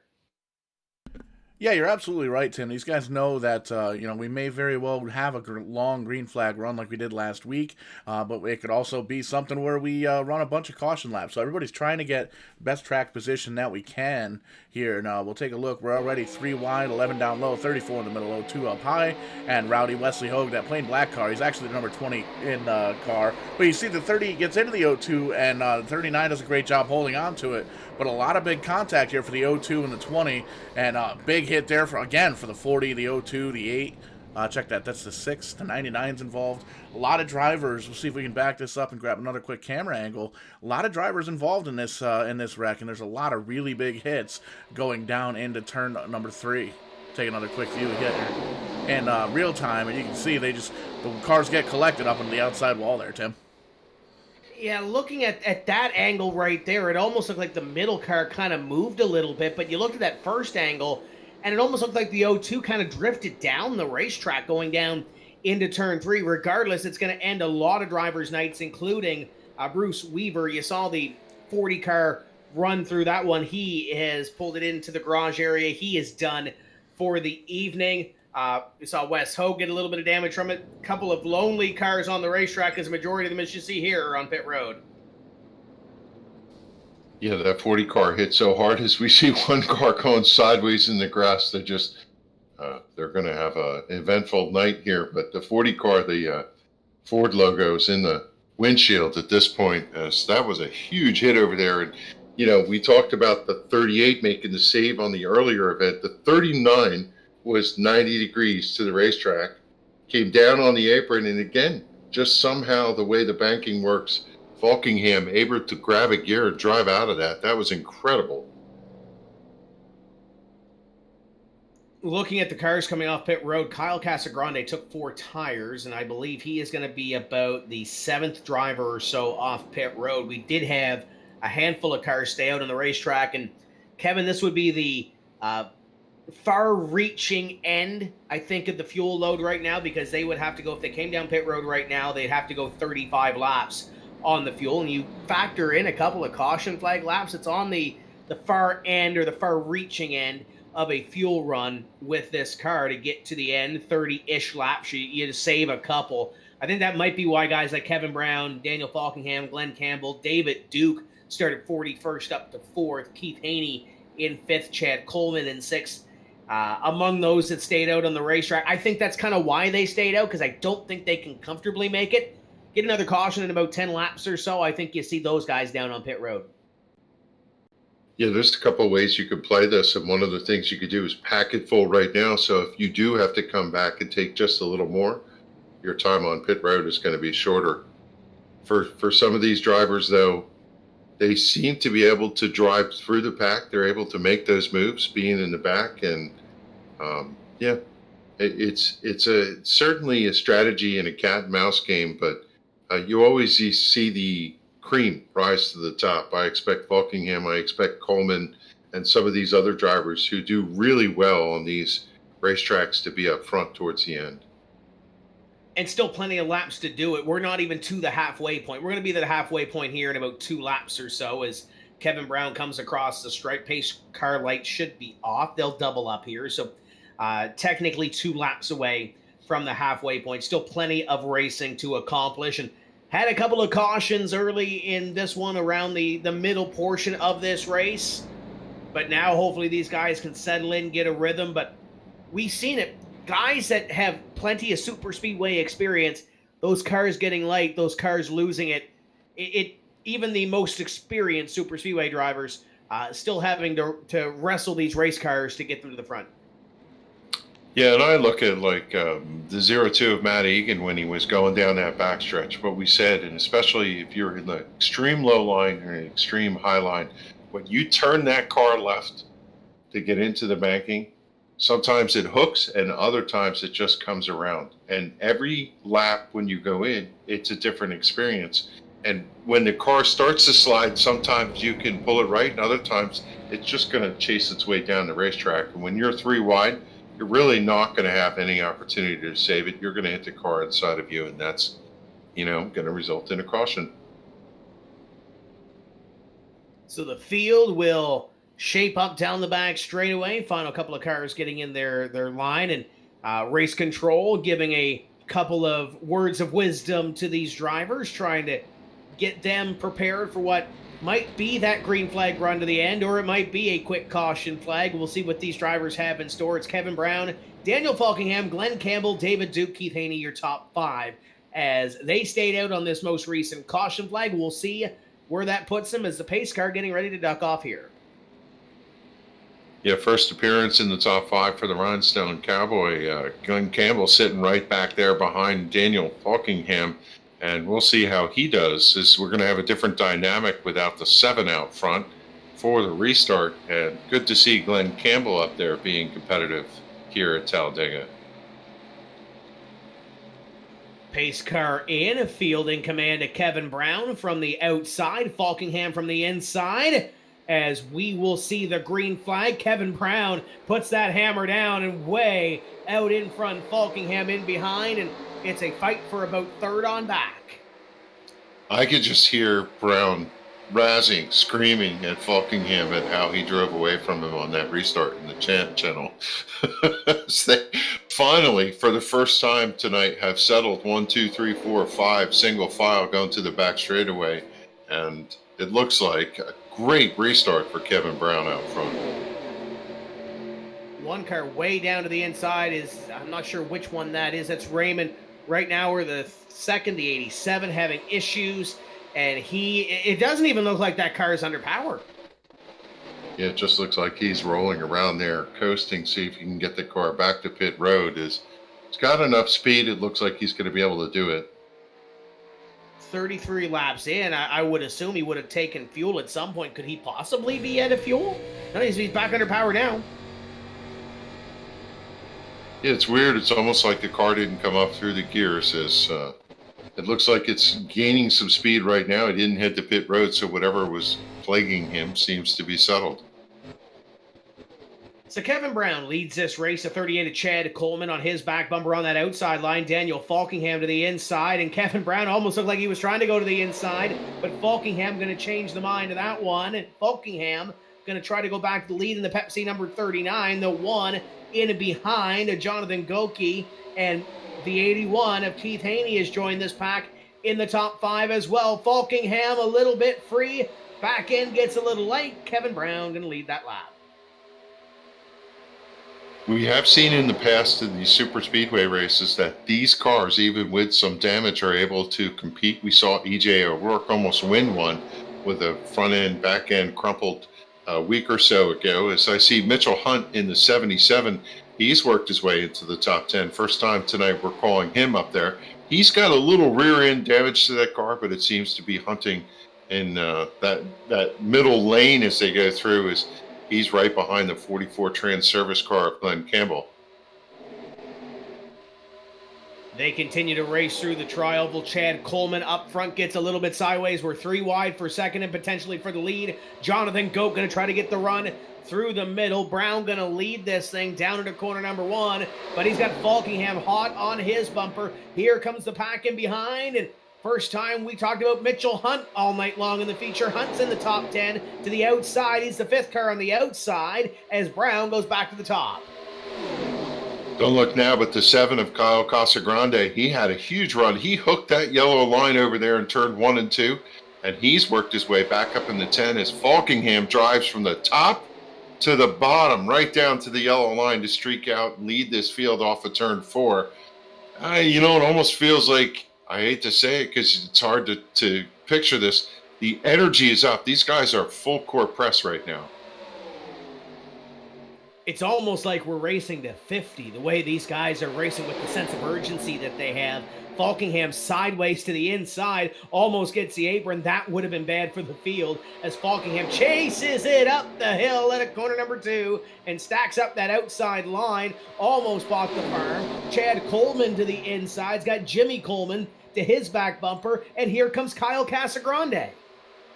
Yeah, and they're 3 wide going into turn 3 there. That's not going to work if they keep doing that. They're 3 wide and 3 wide and they're going to come across a number of cars that are running slow. Everybody's got to, they're not going to. It's just was inevitable that was going to happen. The 7 of Casagrande over.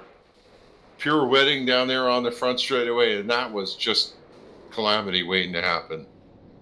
I wouldn't want to be in the all teams channel right now because I'm sure there's a couple of words being exchanged. You hit the nail on the head. We're going to go down to Paul Strickland Jr. and Paul. They came up on lap traffic, and I'm lost for words.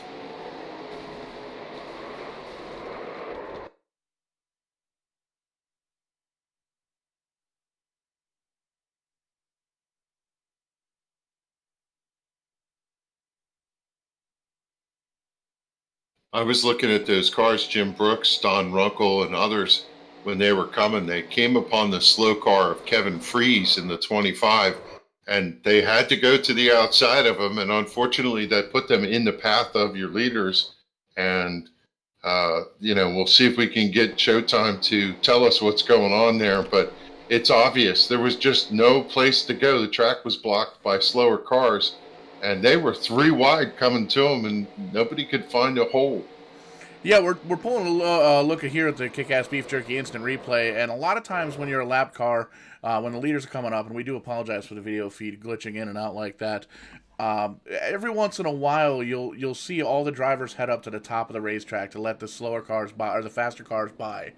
There, a lot of times at plate tracks, if you're down low, doesn't really necessarily mean you need to be up high. These guys, 2 of them stayed down low. One of them went up high, and unfortunately, that's one of the racing grooves that these guys were in, and it caused a wreck towards the front of the pack. You see Casagrande right now. He's got some black smoke coming out of the back of that car, coming down pit road to see if he can't get some of that repaired. And it looks like everybody else is on pit road too. It looks like here, Tim, if we can make about 30 laps on a tank of fuel, 75% capacity here, it looks like this may very well be the last pit stop for fuel. Yeah, and just taking a look at that replay, and Kevin, it's easy to with Don Runkle, the other 2 cars went to the inside. Don went to the outside, and with these cars getting so light, there's not a whole lot of time to react.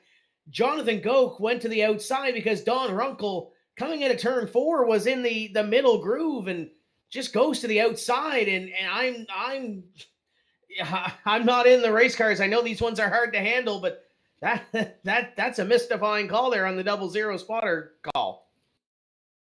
Yeah, and they were 3 wide for the lead, which is what caused the issue, because if they were 2 wide, they could have probably shot the gap, but with 3 wide, somebody was going to lose, and unfortunately, the bigger loser in that was the 7 of Casagrande. He just totally got hammered in that, and, he's going to be able to drive the car back to pit road, but he certainly is not going to be on the pace the rest of the night. So the caution flag flies here, and as Paul mentioned on that replay, we are lap 39 into this race. Realistically, those drivers that came down pit road should be able to make it, but we lost a ton of cars there on that one. So we might be able to make it a few laps under this green flag and get a green flag rhythm into it. So if I was if I was those drivers that were on this racetrack, I would have came down pit road, got it serviced, got it full of fuel, and we might be in it for the long haul. Yeah, and we said some of these drivers may have been just kind of riding out in the back conserving, and with the cautions, they're going to be able to make it. And, Matthew Baker, car number 5, sitting here leading the field at this juncture. Where did he come from? And the car looks clean. And this is one of those nights where if you were watching from 8th, 10th, 12th position, you could see that they were contesting, shooting the gap, changing lanes, doing all that stuff. It looked like one of those races where there was going to be high attrition, high impacts, and big crashes. And I think I would have been riding out about 20 seconds off the pack, just waiting for 10 to go with this kind of night. And now we look at someone like Matthew Baker, who's probably been doing that all night. Because have we literally called his name until now? And now he's leading the race. Yeah, I don't think we have. But we saw that first caution flag happen with those guys that were running 20 seconds off the pace. So there's really no, especially with this race car, there's no place you can call safe, as we see a bunch of cars coming off of pit road there the last couple of moments, trying to get damage repaired, trying to get serviced onto their race cars, maybe hope for a free pass or 2, but we're coming down to the final 25 laps of competition. Matthew Baker, Keith Haney, Chad Coleman, Rich Jett, Gabe Butler, last week's winner, scored in your top 5. And you look at like the 6 car, Chris Gibbu, the car is just smashed all the way around. I don't know how that car would be competitive, but funny things have happened, Tim. They get in the draft and they're able to suck up really quick. And even with damaged race cars, some of these guys are going to find a way to be competitive. So you have to gauge the car in front of you and whether it's going or not. And, you're going to have slow cars, you're going to have fast cars. It's going to be quite a mix here. Hopefully, we'll get things sorted out and get the fast cars up front and race this thing to the finish. We'll see what the final 25 laps can throw at us here. Is Matthew Baker going to lead this field to green? We mentioned his name earlier in the night during the heat races because he qualified 34th. He's now up to the lead position. We'll see if he can hang with these guys. Chad Coleman had that damage earlier in the race after that glancing blow from Goki. Now sitting in position number 3, Rich Jett. I believe that car's fairly clean. The 36 car on the outside in position number 4. And then Gabe Butler, last week's winner, your point leader, sitting in position number 5, looking for a second consecutive good week in the SIM500 Vidane SuperSpeedway Series. Pace car is off, and Matthew Baker going to lead this field back to the green flag. Chad Coleman on his back bumper, Keith Haney on the outside. We remain with about 25 cars on the lead lap in this one. We'll see what the last 25 laps will hold for us. Green flag is in the air. We're back underway. Baker comes up through the gears. I'm not sure if he was slow. It looked like Coleman had to zip out a little bit. The third place car on the inside line pulled down, but now they get away cleanly. Baker running side by side with Keith Haney, going through the corner to come back to the front straightaway. The inside line has the advantage, but it's a strong run by Haney to the outside, and here comes Coleman to the bottom. 81 to the upside as Chad Coleman pushes the 5 of Matthew Baker to the inside and back to the lead. The 81 of Keith Haney going to fall in behind, and now Chad Coleman goes to the upside, at least flashes the nose up there, wants to get that lead position, and Chad Coleman going to have help from Haney down the short chute into the tri-oval, and Chad Coleman going to go to the top. Completely different look to the complexion of this field. So many wrecked race cars running there about the 7th, 8th, 9th position. We see Glenn Campbell in the Trans-Service 44. His car is wrinkled. And what has happened is from about 6th, 7th, 8th on back, they have split into multiple packs here. The field completely stretched out as they head down the back straightaway. Haven't really talked about Gabe Butler all night long, but Butler in the 1 car had to come through those heat races, started 40th, down to the inside, and right now all by himself. Chad Coleman to the outside with those 3 cars in behind, going to lead the pack off of corner number 4, will lead lap number 42, but look at the head of steam that Haney has. To the inside he goes. The 81 car is going to zip out to the lead. Haney by a good advantage. He's going to bring back up in front of Coleman. He's going to take the lead and then pull back down to the yellow line. And I'm looking back here at Jarrett Boylan, the number 79, running 13th right now, just selectively taking that clean Ford Thunderbird and picking off the drivers. We see the 99 of Ryan up against the outside wall on the back straightaway, and Boylan is going to drop down underneath Campbell and take that position as they're looking to be 3 wide out front for the lead. It's hard to pick a place to watch right now because that second-ish pack is pretty racy, getting pretty dicey, but up in front, Keith Haney trying to lead over Chad Coleman, Gabe Butler, and Rich Jett. Jett's falling back. Here comes Gabo to the inside, trying to pick up one more spot on Baker. To the inside goes the 81. He is going to lead, and that side-by-side battle on your screen, that is for Ford. Yeah, don't look now, but here comes Daniel Falkingham. He's in the 8th position. He slides high up off of 2, carrying that momentum. He's trying to work on 7th place car, and he has joined this lead pack. He has such a run. Is he going to make it 3 wide? He's not going to have to. He's just running right up on the back bumper of the 36. He's going to duck low to the low line, and he's coming to the top 5 in just 1 lap. The 1 of Butler to the inside, trying to pick up the lead again and trying to go back to where he was last week in round number 1. Haney shuts the door on Chad Coleman. 39 of Daniel Falkingham. Where did he come from? Falkingham with a head of steam down to 1 to the inside, looking to pick up 3rd. Butler looks to the left, sees that familiar number 39, not worried about that. He's going to focus on what's out the front windshield as they come down the back straightaway. 2 slow cars in front of them. Will we have deja vu all over again? One of them goes to the apron. It's going to clear out that lane. The other one goes to the apron. The lead cars are going to get by cleanly. As Gabe Butler, he eased out of the throttle, moved way up to the high line, making sure that they were going to give room. Stefan Marinick now to the inside. I don't think we talked about Marinick since the start of the evening during those heat races. He is now in the top 5 once again. to get the 39 of Falkingham a little sideways, hits the apron, going to have to back up that inside line a little bit. Tommy Ryan trying to make a top 5 run in the 99. He's to the back bumper of the 1 of Gabe Butler. Down the back straightaway, Falkingham has his sets reset on the battle for the lead as the caution flag will fly again. Yeah, I almost feel like this is a good omen because those drivers were so tight up front there. They were looking to mix it up, and yeah, we're going to get to catch our breath, and everybody's going to get to assess what's going on. I'm not sure if maybe that one was for the 44, possibly. I think the 42 of Beverly got the wall at a turn number 2, but Showtime, Paul Strickland Jr., what did you see from that Valvoline entry? Pulling up the Kick-Ass Beef Jerky instant replay right now, and it looks like another loose back-end race car. You can see he's behind the yellow. We got a little bit of wall fever. A lot of times with these race cars and these safer barriers here at Talladega SuperSpeedway, it almost feels like that wall reaches out and grabs the car and just kind of pulls it in and lets it stick. So unfortunately, tough break for the 42. Spins around a couple of times, definitely burns up those tires, hits the wall a couple of times there. Nothing too crazy, doesn't involve anybody else. A couple of banged up fenders. We'll see what he can do here. What do we got? Right around 20 laps to go, 18 laps to go here.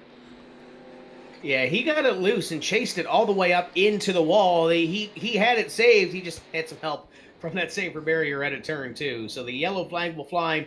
Once again, Chad Coleman stays out on the racetrack. I think they're done pitting for the evening, Kevin. I think that pit road's going to be a very lonely place for most of the end of this race, unless you have some crash damage or trying to massage something out from earlier wrecks. I think that pit lane is going to be very, and as I say that, here comes Chad Coleman looking down towards pit road. Maybe one more time. He's going to come down. Keith Haney's going to stay out on the racetrack. I figured some of those drivers would have enough fuel to go to the end, but they might be taking tires. I think they also want to consider any possible options for a green-white checker. And if they have any damage, they're going to come in and get it fixed. They want to get the car as optimal as possible. So I see Randy Yoakum in the Pennzoil number 8. He hits pit lane. They're just going to work on that car, fill it full of fuel. And in fact, he's going to go right side tires here on lap 47.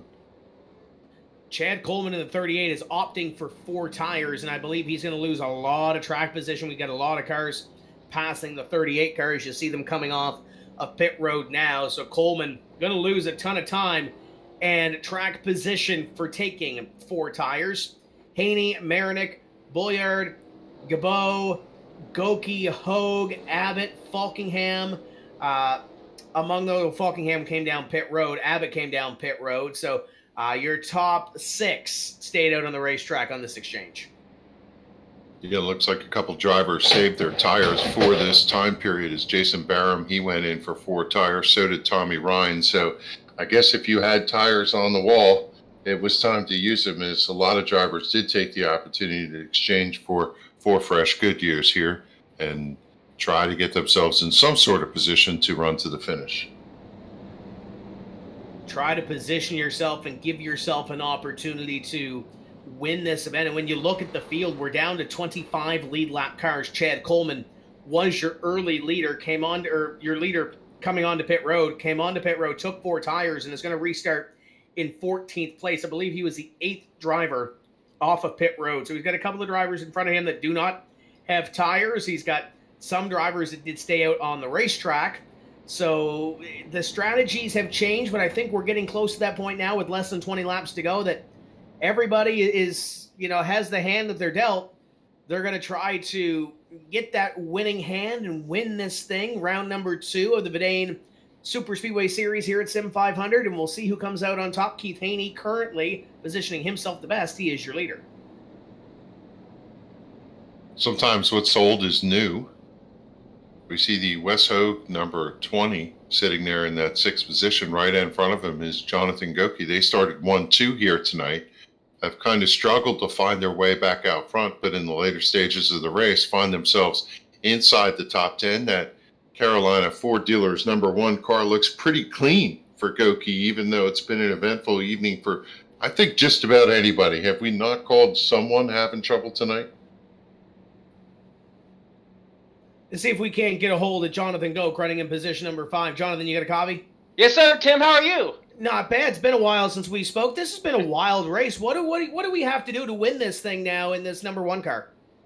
Survive, I think. I mean, you've seen what I've been involved in. You've seen what everybody else has been involved in. This has been insane. But these things, what are they, tanks? How did Big E and Jeff do this back in the day? You look at your car, it's pretty, you got a little bit of cosmetic damage to the front. Your teammate to the outside's got a little bit of right rear damage.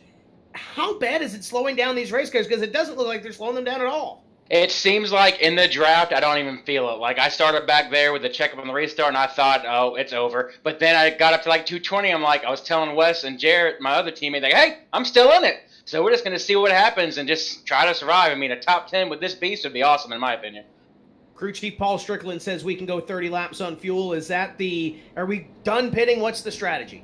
On all my testing was 25, and no matter what, I'm showing I'm good by a gallon and a half. So I'm good even through the green, white checkers if we get them. I think we're all good. Well, go get them. Go win yourself a race. All right, thank you, sir. Appreciate you coming out for us.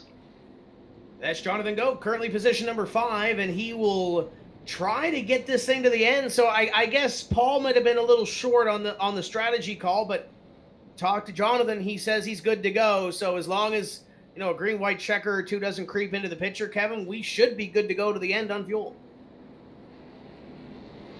Yeah, so in this context, we would think that, to your point, they're good on fuel. We will not see them go to pit road anymore unless they have damage. But we've just seen a race recently where the leader ran out coming off of turn number 2 and everybody stacked up. So we're going to wait to see how this goes to the finish all the way.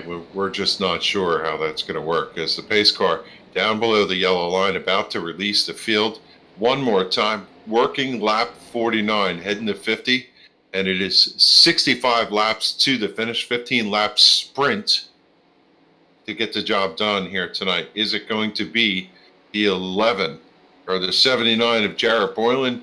Will it be the 21 of Stefan Marinik? Could it be the 81 of Keith Haney? Haney drops a hammer. He heads across start finish. He gets a good restart. He's out, and he immediately went to the high line, which I think is an interesting choice, but he's got 2 car lengths over the rest of the field. Now it's a matter of finding a spot in the line as you get up to speed. The 20 of Wes Hogue got to the inside and almost forced his way in front of Daniel Falkingham as they run down the back straightaway.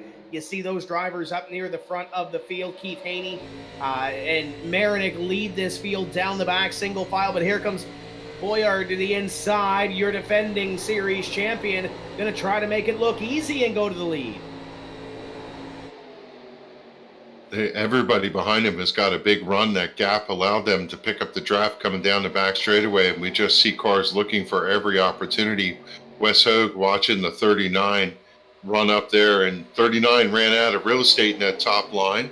Falkingham settles in, but he's to 4th looking for the inside gap. It's going to close. They're door to door going through the banking over there. The top line tight down on your leaders. That makes it complicated coming off the corner. A little bit of a wiggle for your second place car, Haney, but he's able to take advantage and power through. He's going to pull ahead coming down the back straightaway, and you got to be careful entering the corner here.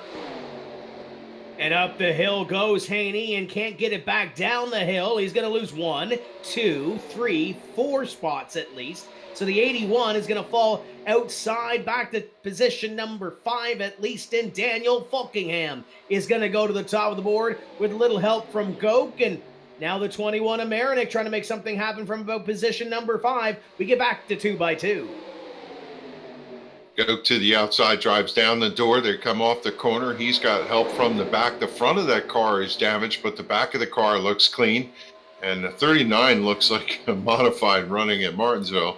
But he continues to carry the speed as they head down the back straightaway. And it is a dogfight back there for 4th, 5th, 6th as these drivers scrambling for any piece of the racetrack they can find. Butler in the 1 kind of got to that middle groove and kind of decided at a turn number 2, I don't really want to be here at this point. Falls back. Little bit of almost contact between Bolyard and Goke as they come down across the stripe to complete one more lap. Falkingham by himself up in front, 3 wide and behind. It's Tommy Ryan trying to make something happen on the extreme outside. Nothing doing there. They'll be able to come down and make it 2 wide, but kind of gets that nose cut off from the 21 of Meredith as they race down the back straightaway and they gobble up Falkingham. Here comes your last week's winner. He's going to run through the middle and drive right up to the back bumper of Falkingham. I thought he might be able to get underneath. Falkingham shut the door, but Gabe Butler, great run down the back straightaway. He's going to pick up 4 positions, and here he comes hunting for third as Falkingham dives low to see if he can get the win. 81 of Keith Haney got shoved into the wall down in corner number 3. He lost a ton of time in the lead draft at that. Up in front, look at Marinick's run. The 21 goes to the outside. 3 wide, down into corner number 1. Butler in behind. Falkingham, Bolliard in there as well. You get the defending series champion. You got the race number 1 winner contact, and Butler somehow saves it. I have no idea how he bounced off that car, and Falkingham saw it coming, moved down, went below the yellow line. He was able to gather the car up, drive back into the racing surface as they are just pinballing off each other over there. These cars are such a handful. Chad Coleman beginning to come back from the pit stop. Brian Abbott, first time we really spoke about him all night long. Qualified 21st, the 82 car is battling for a top 5 run here. Bolliard up in front though. He's got Meredith to the right rear, side by side for the lead position. And here comes the 39 of Falkingham, the 1 of Goke to the inside, being pulled in by the 38 of Chad Coleman and the 82 of Brian Abbott. You have all these drivers sitting back there that are just looking at what's going on up front and wondering if there's going to be an opportunity to sneak up there and get themselves a win. You got the 3 of Jeff Ryan back there. Bobby Wetzel on the charge. He's coming back through even though his car is damaged. And Randy Yoakum sitting back there looking for any opportunity as you could throw a blanket over the top of these cars and everybody hunting every single opportunity for an advance in the lane. 3 wide across the stripe for 4th, the 1 of Gabe Butler trying to make it happen on the outside. Gets a little bit free, has to tuck in behind Chad Coleman. Jarrett Bolliard on the outside. The 9 of Bobby Wetzel. Haven't talked a whole lot about him since the start of the race. He's up in the top 10 as the caution flag will fly. And this is going to allow all those drivers to take a deep breath and settle back in. They have been up on the wheel since the green flag dropped as seeing an incident over in turn number 2 is going to return us under caution. Jason Barham, Joey Gattina, Jim Brooks involved among those drivers that are going to get stacked up in the corner. We'll head it down to the production trailer with Showtime Paul Strickland Jr. to see what brought out this caution flag with now, Paul, less than 20 laps to go. Yeah, unfortunately, it looks like another incident with a lap car. Not really sure where they were going. Unfortunately, it looks like he was about 2 lanes up from the bottom side there. The 42 and the 44 running side by side as they should be, because that's what racing is all about. And they went to go part the seas here, if you will. And there you see the lap car 76 right in the middle of the racetrack. So big hit for him, big hit for the 93, tough break for the 99, the 93, and the 14 of Joey Gattina, all getting caught up in this mayhem. Yeah, the field had just lapped the 76 at Jim Brooks, and this was the second pack, as Paul mentioned, that came along, and the 76 was holding the inside and holding the apron for that first pack, but again, another incident with the lap car. Kevin puts us under the yellow flag, and that'll end the night of Jim Brooks. He is retired for the evening. Yes, some hard contact over there for a couple of drivers, and I would imagine that there'll be some discussion in the drivers' meeting next week about holding the line and giving the racing groove to those cars approaching. And yeah, it's a frustration, but you know, on the other side, there's a story inside the helmet of the drivers that are doing that. You look at rounds in the 00 before. I don't know if he belonged up on the outside of the racetrack, but they were also running 3 wide coming to him, and they had the whole racetrack to see him there. And you just got to plan your move, and sometimes you zig and they zag, and that's what happens.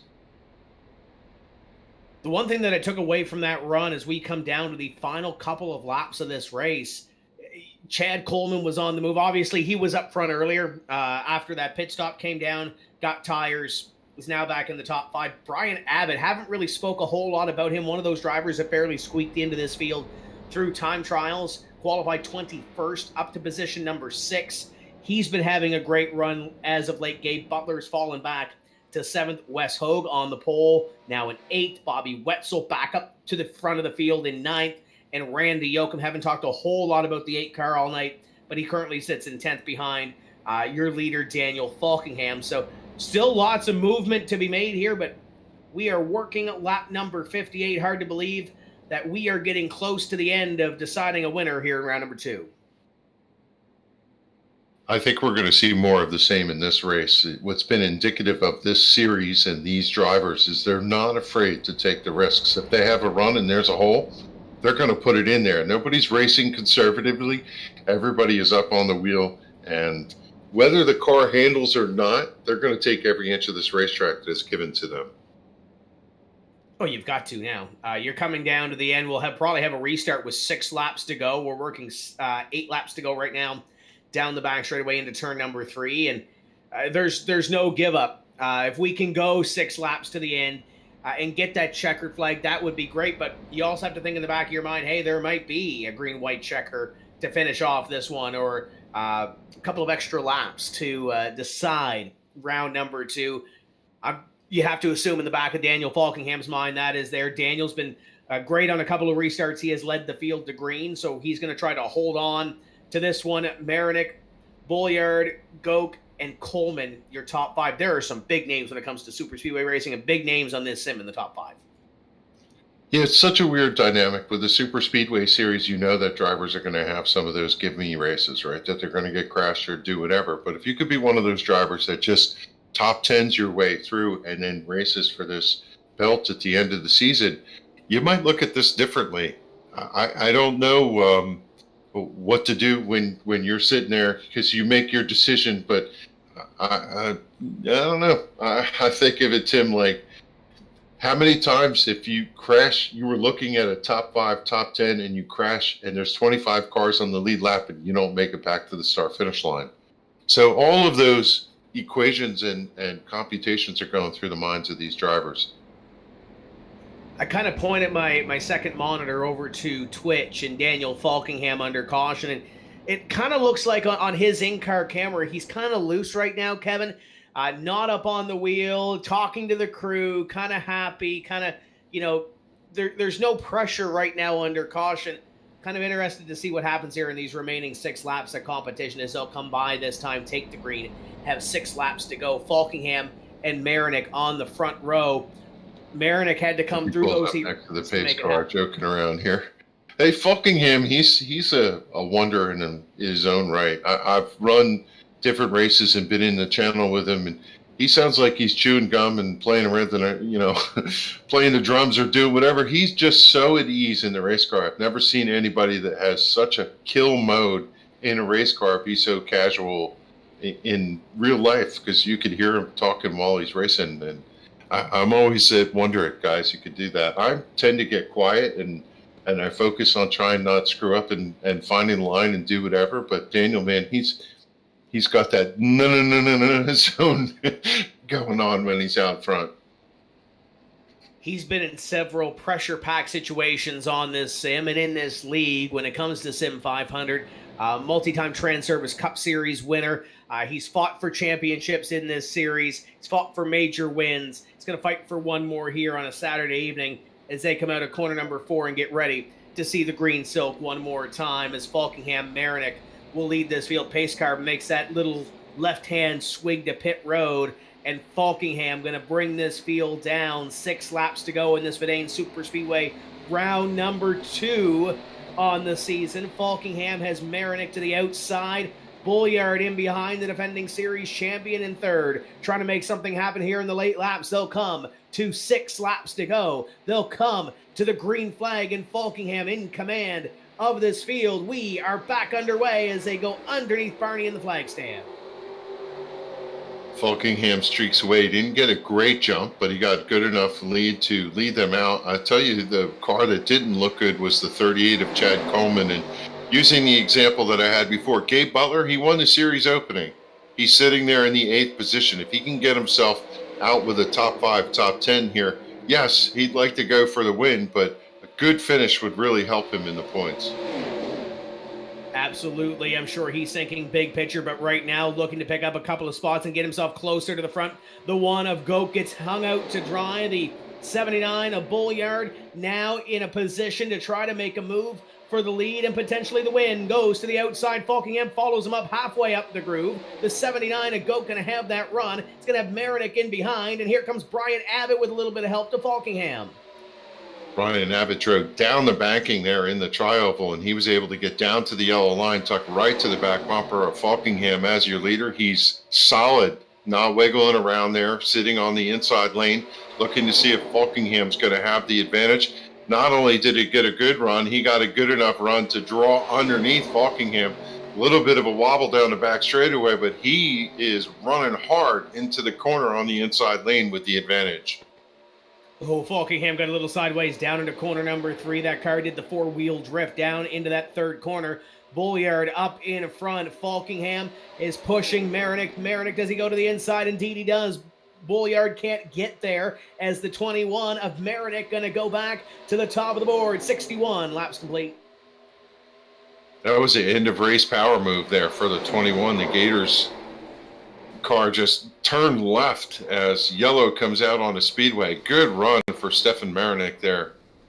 Oh, that was a hard hit for the 42 car, and a couple of more going down to the apron. Caught that one. Just the end of it on Vidane TV. And man, oh man, it's gonna be a green white checker to determine the winner in this one. And Paul, they were all racing hard, trying to position themselves to get to a win. Who didn't make it? Last lap of the race, you're going to see some last lap moves. We're going to take a look at the Kick-Ass Beef Jerky instant replay. You saw there the back end of it, as Tim made mention, the 48 car. Check that, the 38 car of Brad Coleman was involved. And we're going to take a look as they come out of turn number 4. Looks like the 9 car right at the back bumper. Gets up to the quarter panel of the 38. Looks like we backed it up just a little bit too much, but we'll get some good action there, a little 4-wide action. Looks like the 9 car comes up to the 81, gets into the 38, sends him up into the wall. Big hit for last week's winner in the number 1 car, and he actually gets hit again here as the car drives through and hits him, T-bones him. There you see another couple more little kisses to the front bumper there. A lot of black smoke coming out of that car. He's done. Valvoline machine, there you see on the right side of your screen. He's done. Black smoke coming out of that car.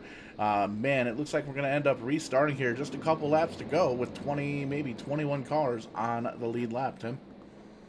So the field has caught the pace car in a corner number 3 and 4. Jarrett Bulliard in a familiar place. He won this series 1 year ago and won that belt, won that Rent-A-Racecar opportunity, and now up in front again showing his strength, but he was able to make that power move and get to the lead. But now Falkingham, Marinick, Abbott, and Hogue scored as your top 5 in the final couple of moments here as we come down to what will be hopefully might be one green-white checker finish to this one. We'll see if they can make it happen and try to get to the finish and who will end up on top. But as Paul mentioned, Kevin, we're going to have some damaged race cars here. Last time by, Chad Coleman was scored in 11th. He'll come down and get service to that race car. So we might have 25 or 20 plus on the lead lap, but we're going to have a lot of damaged race cars in that 25. Yeah, and certainly the one that is going to stand out is the number 1. We were just talking about he won last week's race, and he was quietly sitting there, and, now he's going to give up all those points, and unfortunately for him, that's going to open opportunity for somebody else. One of these drivers in this top 10 had a good run last week, and after 2 races, it's going to even things out, but we're not going to worry about that. What we're going to look at right now is it's been a super competitive race up front, Tim, and you really can't, you have no way to pick a winner here. Is these drivers taking every opportunity to get runs, and I can't fathom how this is going to play out. We're going to have to watch it run through. We saw a couple of times Daniel Falkingham get that car a little bit light, kind of get a 4-wheel drift out of some of these corners, and we've seen that out of a lot of race cars here this evening. But as you come to the end of the race, you drive the car a little bit harder knowing that it's the end. You're coming to the checkered flag. We'll see who kind of steps over that line here on this green-white checker and see who pushes their car maybe just a little too much to try to get those extra couple of spots and puts himself in a position to potentially win the race, but maybe also potentially to step over that line and, maybe clean out a couple of their competitors with these race cars at the end of this one. But Bolliard in the 79, Falkingham, Marinick, Abbott, Hogue. We talked about those top 5. Goke in 6th, Yoakum in 7th, Rich Jett in 8th, Bobby Wetzel, Tommy Ryan, the last time by, scored in position number 10. And that number 99 car looks a little worse for wear. He's got a back end full of damage to that number 99 for Tommy Ryan, but still trying to hang in the top 10. Yeah, you look at any of these drivers in the top 10 and say, I could see the pace car. I got a shot at this, right? And I look at someone like a veteran like Rich Jett. How many opportunities does he have to get a win? And he's riding right now around in the 8th position. That car looks pretty clean, and he's got a shot at winning this thing. So it's anybody's race here for sure. Yeah, you look through this field, there's not many 100% clean race cars. We saw Wes Hogue on that right-hand side of that race car. It's got a couple of, I guess, Talladega stripes down the side of it as the pace car lights go off. We'll see if we can get a green-white checker finish completed here on attempt number 1. And there are 2 attempts. If we don't get one in here, we will have one more attempt at a green-white checker finish. Jarrett Bolliard has chosen the inside. Falkingham, Marinick, Abbott, Hogue, and Gope, the teammates, row number 3. I just wonder, you wish you could put yourself in the headspace of these drivers. We know someone like Falkingham, he's just going to be wide open. Whatever run he's going to get, he's going to go. Other drivers are going to be more calculated, and it always becomes that chess match at the end. Does the run present? Can I take it? Will I stick myself in there 3 wide? Do I have somebody pushing me? The dynamic of this race is just going to change 1,000 times by the time we get back to the start-finish line for the checkered, and nobody knows how this is going to play out.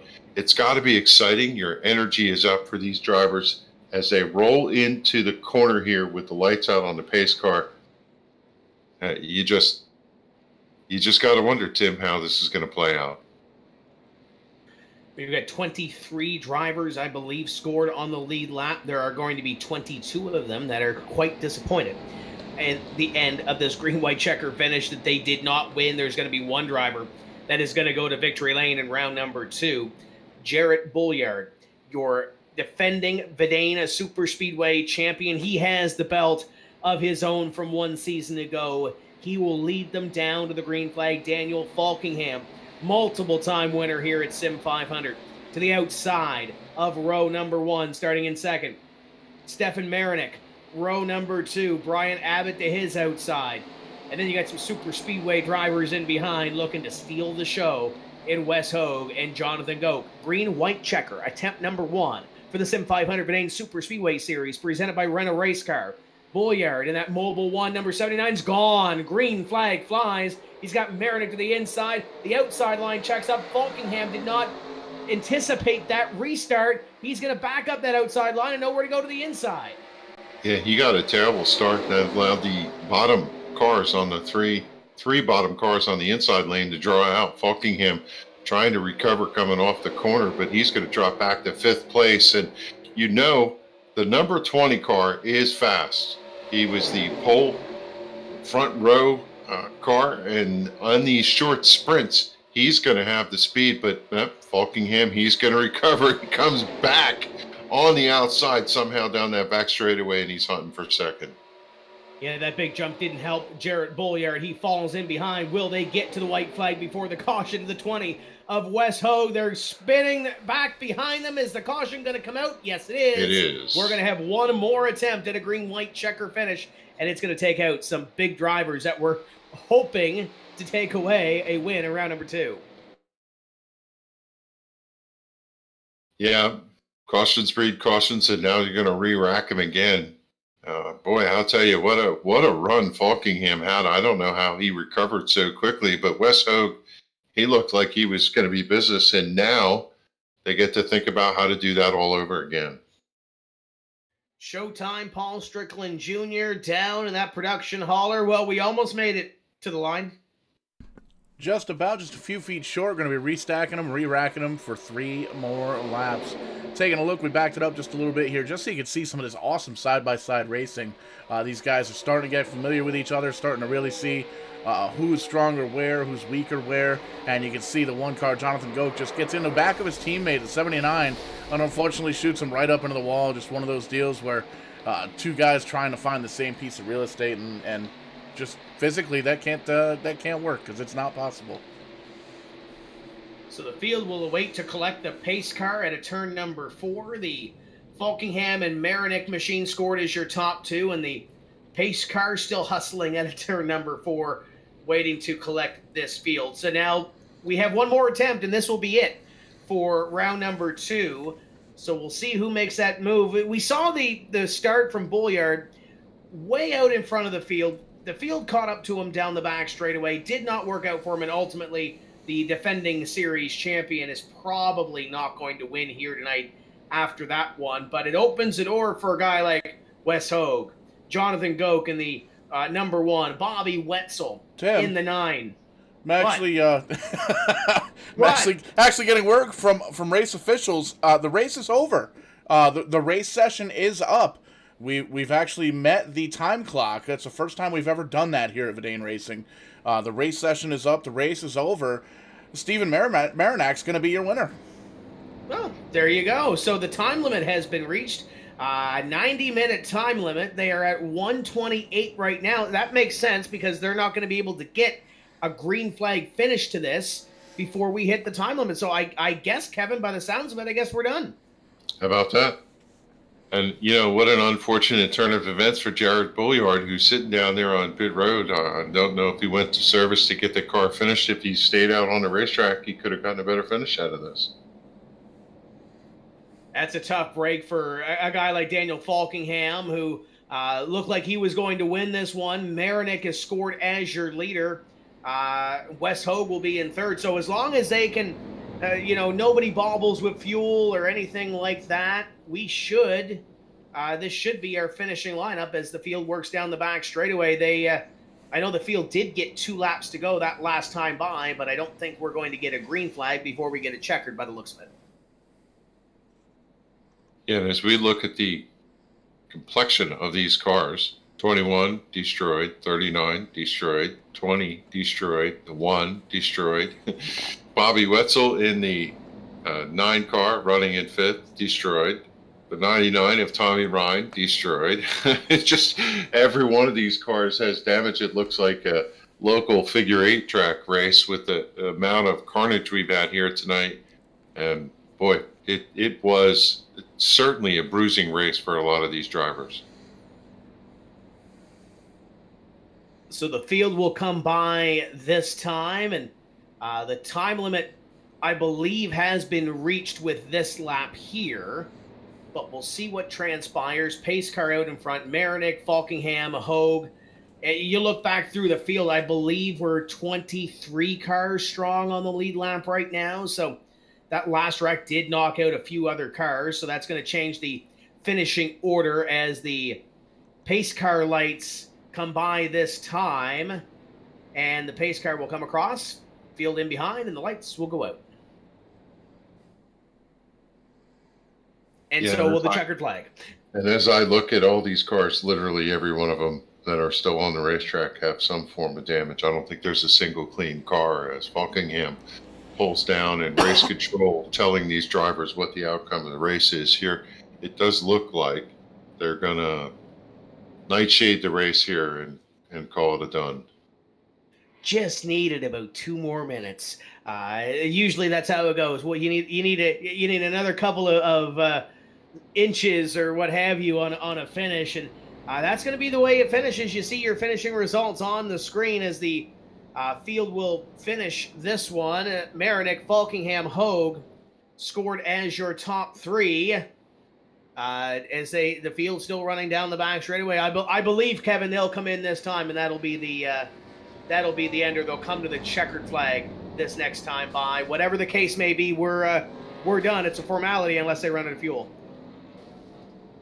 I'm trying to go back and look at where the caution fell and how these cars were lined up and how close this was to a change. And, I go back and look at that run that Falkingham had. Remember, on that last restart, he had a poor restart. The top 3 cars on the bottom got away, and then Falkingham somehow found the draft, found the right exit to carry the momentum off of turn 2, and drove himself up and almost got alongside. It was going to sneak across and take the win. But yeah, what a good run for Daniel to just be persistent tonight, and he's going to be rewarded with a second place finish. But I'm sure that's not the finish that he wanted, as the field will come down this time and Stefan Marinick will celebrate a victory. The field has taken the checkered flag and a little bit of extracurricular in behind. But Marinick is your winner in round number 2 of the Vidane SuperSpeedway Series here at SIM500, presented by Rent-A-Racecar. Falkingham, Hogue, Goke, Wetzel, your top 5 as you see your results on your screen. 18 drivers are going to be scored on your lead lap at the end of this one. All the way back to Rich Jett, 2 laps down. You look at the field, David Duke had a great run coming up through the field, ran in the top 5 for a while, as did Keith Haney, finishes in 18th place. Some of those drivers had some good runs tonight, fall on the wrong end of they got the short end of the stick, I guess, Kevin, finishing outside the top 10. Yeah, and when we see these cars, they came through the tri-oval, they almost made the finish line. They were probably a couple hundred yards short.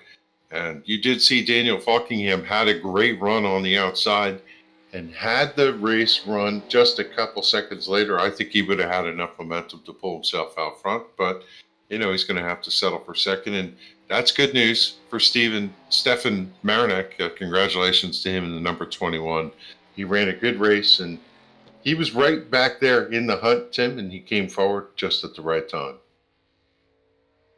Well, I believe we have to wait a little bit for Mr. Marinick to get in here into victory lane. We'll see if we may be able to catch up with our second place finisher, Daniel Falkingham, this evening. Daniel, let's talk about this race. I know it's not the way you wanted to finish it, but second place in a wild race. Talk about this run.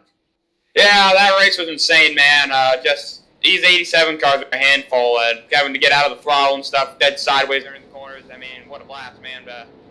I was really hoping we could give you guys a green flag finish there, but it's too disappointing. Too bad we had the time limit there to kind of end the race there. But hey, we ended on lap 69, so that's nice. But it was definitely a sick race up front. Definitely got involved in a few incidents there, but we were able to get back to the front, had fresh tires, and we were able to put ourselves in the right position. Just wish I didn't miss the final restart where I kind of missed the ship a little bit, and that kind of put us further back. But definitely put us in position to me, 21, and West have a side-by-side finish there, because if we got to the line in time. But so nonetheless, it was an awesome race. It's just I got no words to describe it. It was that insane. So hopefully we can have a little bit of a cleaner race next time. I know we had a lot of yellows tonight with how handful the cars are, but definitely we can clean this league up. I know it's just the start of a new league, so definitely got to get used to each other, and then I think we'll have even better races in the future.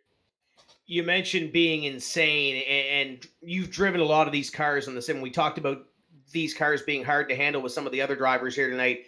But how hard are these cars to handle in the middle of a pack on a super speedway with 35, 40 other cars?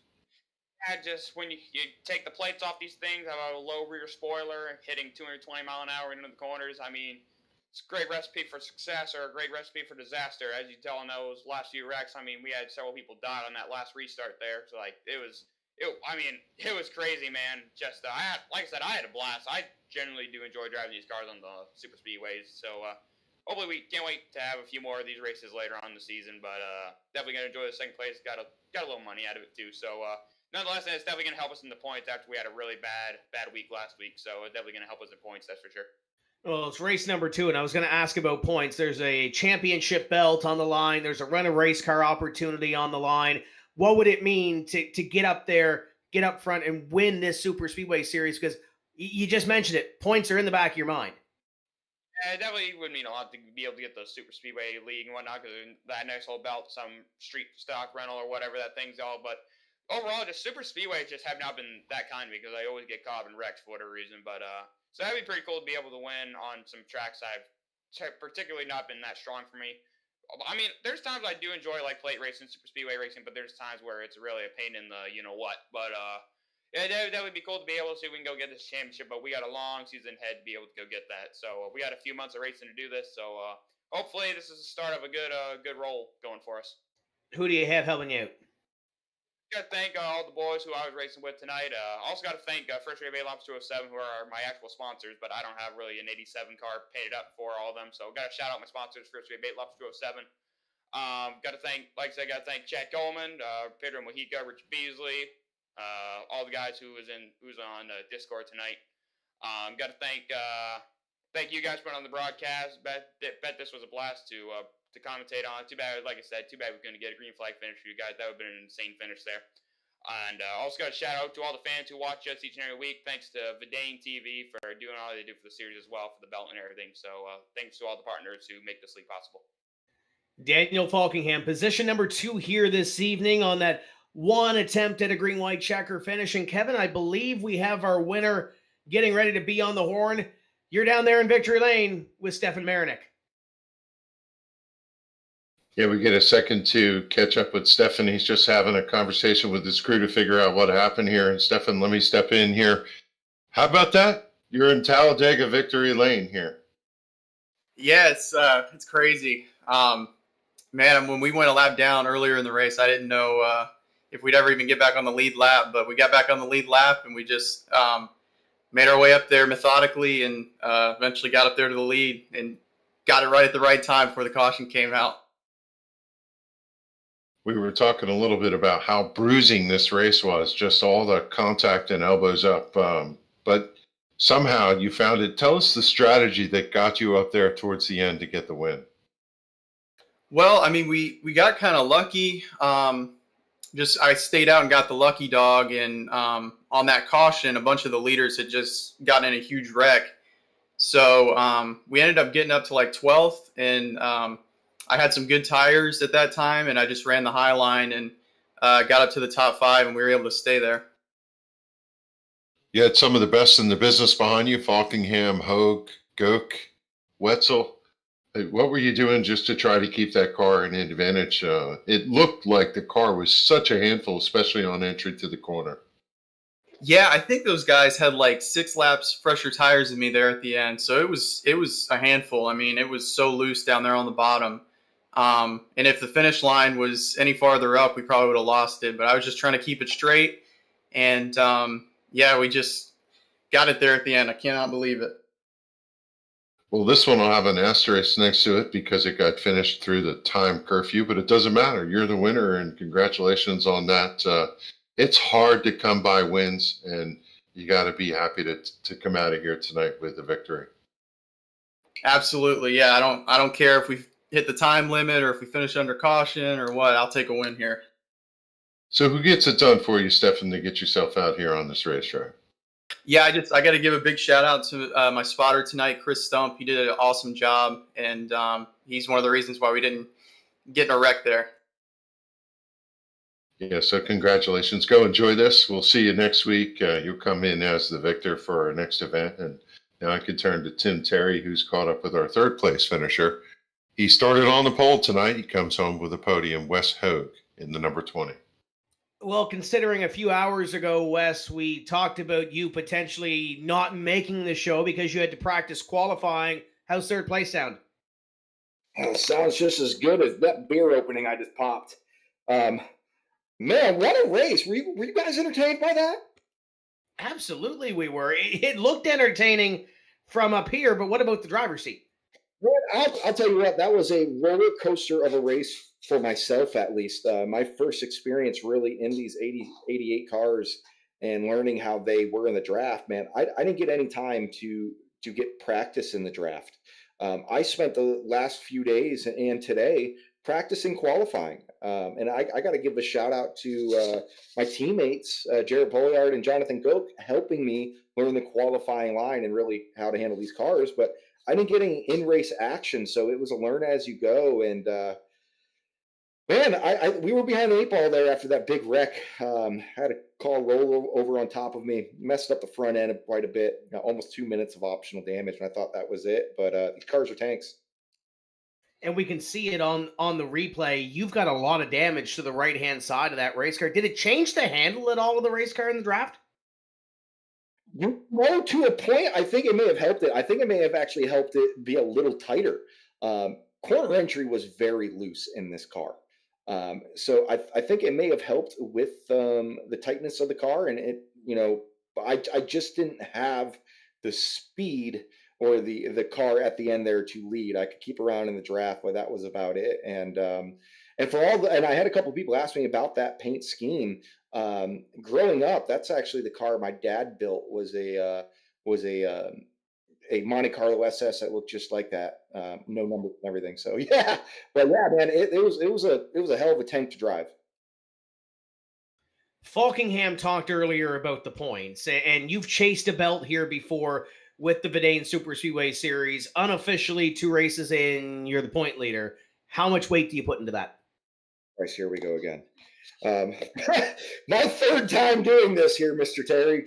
Points racing here with Vidane and now the SIM500. And man, sometimes I wish I didn't finish as good. So there's less on my shoulders, not to sound cocky, but points racing is so stressful, but it's so exciting at the same time. It's truly humbling because I'm racing with some of the best super speedway guys out there. Falkingham is a hell of a driver, trying to keep up with himself. Jonathan Goke is no slouch. Jarrett Bolliard still has that horseshoe shoved up somewhere up his rectum. The guy gets away with everything until the end. So I'm racing with some of the best on super speedway. So it truly is an honor after 2 races to be there. But Tim, it's about being in the right place, right time, and not giving up. Well, there's no sponsors on the side of this race car, but I know you had some help this evening to get to where you are. Who makes it happen for you? Man, I gotta thank Jarrett Bolliard and Jonathan Goke, both. They're rivals last season, and this year they're teammates. Sometimes that's the way it works out. But they helped me with this qualifying. They really they helped me get this car tuned in. Of course, Rowdy's Dipping Services here in Jacksonville, Florida, for paying all my bills. And everybody that watches, Casey Feaster, I mentioned him before the race, short track guy in front wheel drive down here, a avid watcher of Vidane TV and iRacing. And of course, everybody at Vidane, everybody at SIM500. This is a lot of fun. I can't think of anything better I could be doing at 1 a.m. on a Saturday night that didn't include glitter. Well, there you go. I think that sums it up pretty well. Wes Ho coming home position number 3 here this evening, and Kevin unofficially your point leader after 2 events. That was wild. What'd you think of that one, Kevin? Yeah, we saw a little bit of everything here tonight. We saw green flag racing and also a mix of some crazy incidents. And what's amazing is to watch drivers like Wes, who had damage, systematically work his way back up here and get himself into contention for the win. Yeah, I think we saw a little bit of everything. And speaking about a little bit of everything, we've got some great upcoming events coming up, Paul. I know there's a Thanksgiving holiday coming up, but before we get there, we're going to go racing with Neps on Monday night. What else is upcoming? Yeah, tomorrow night we got, I'll actually be racing the East Coast Winter League Light Series tomorrow night at 6:30. Pretty cool. I've actually gotten 2 top 10s out of there. Not sure where we're at in the points. I don't really look at points too much because I'm not very good behind the wheel. That's why I'm down here in the production trailer. But and then the Pro Series going to be 8:30. Still looking for a race sponsor for that group tomorrow night. Get in touch with our friend here, Dylan Kopech, and if you want to sponsor the race, get them on the Vidane TV tomorrow night. That would be optimal. Still a lot of sponsorship opportunities available here as well in the SIM500 Vidane Racing SuperSpeedway Series.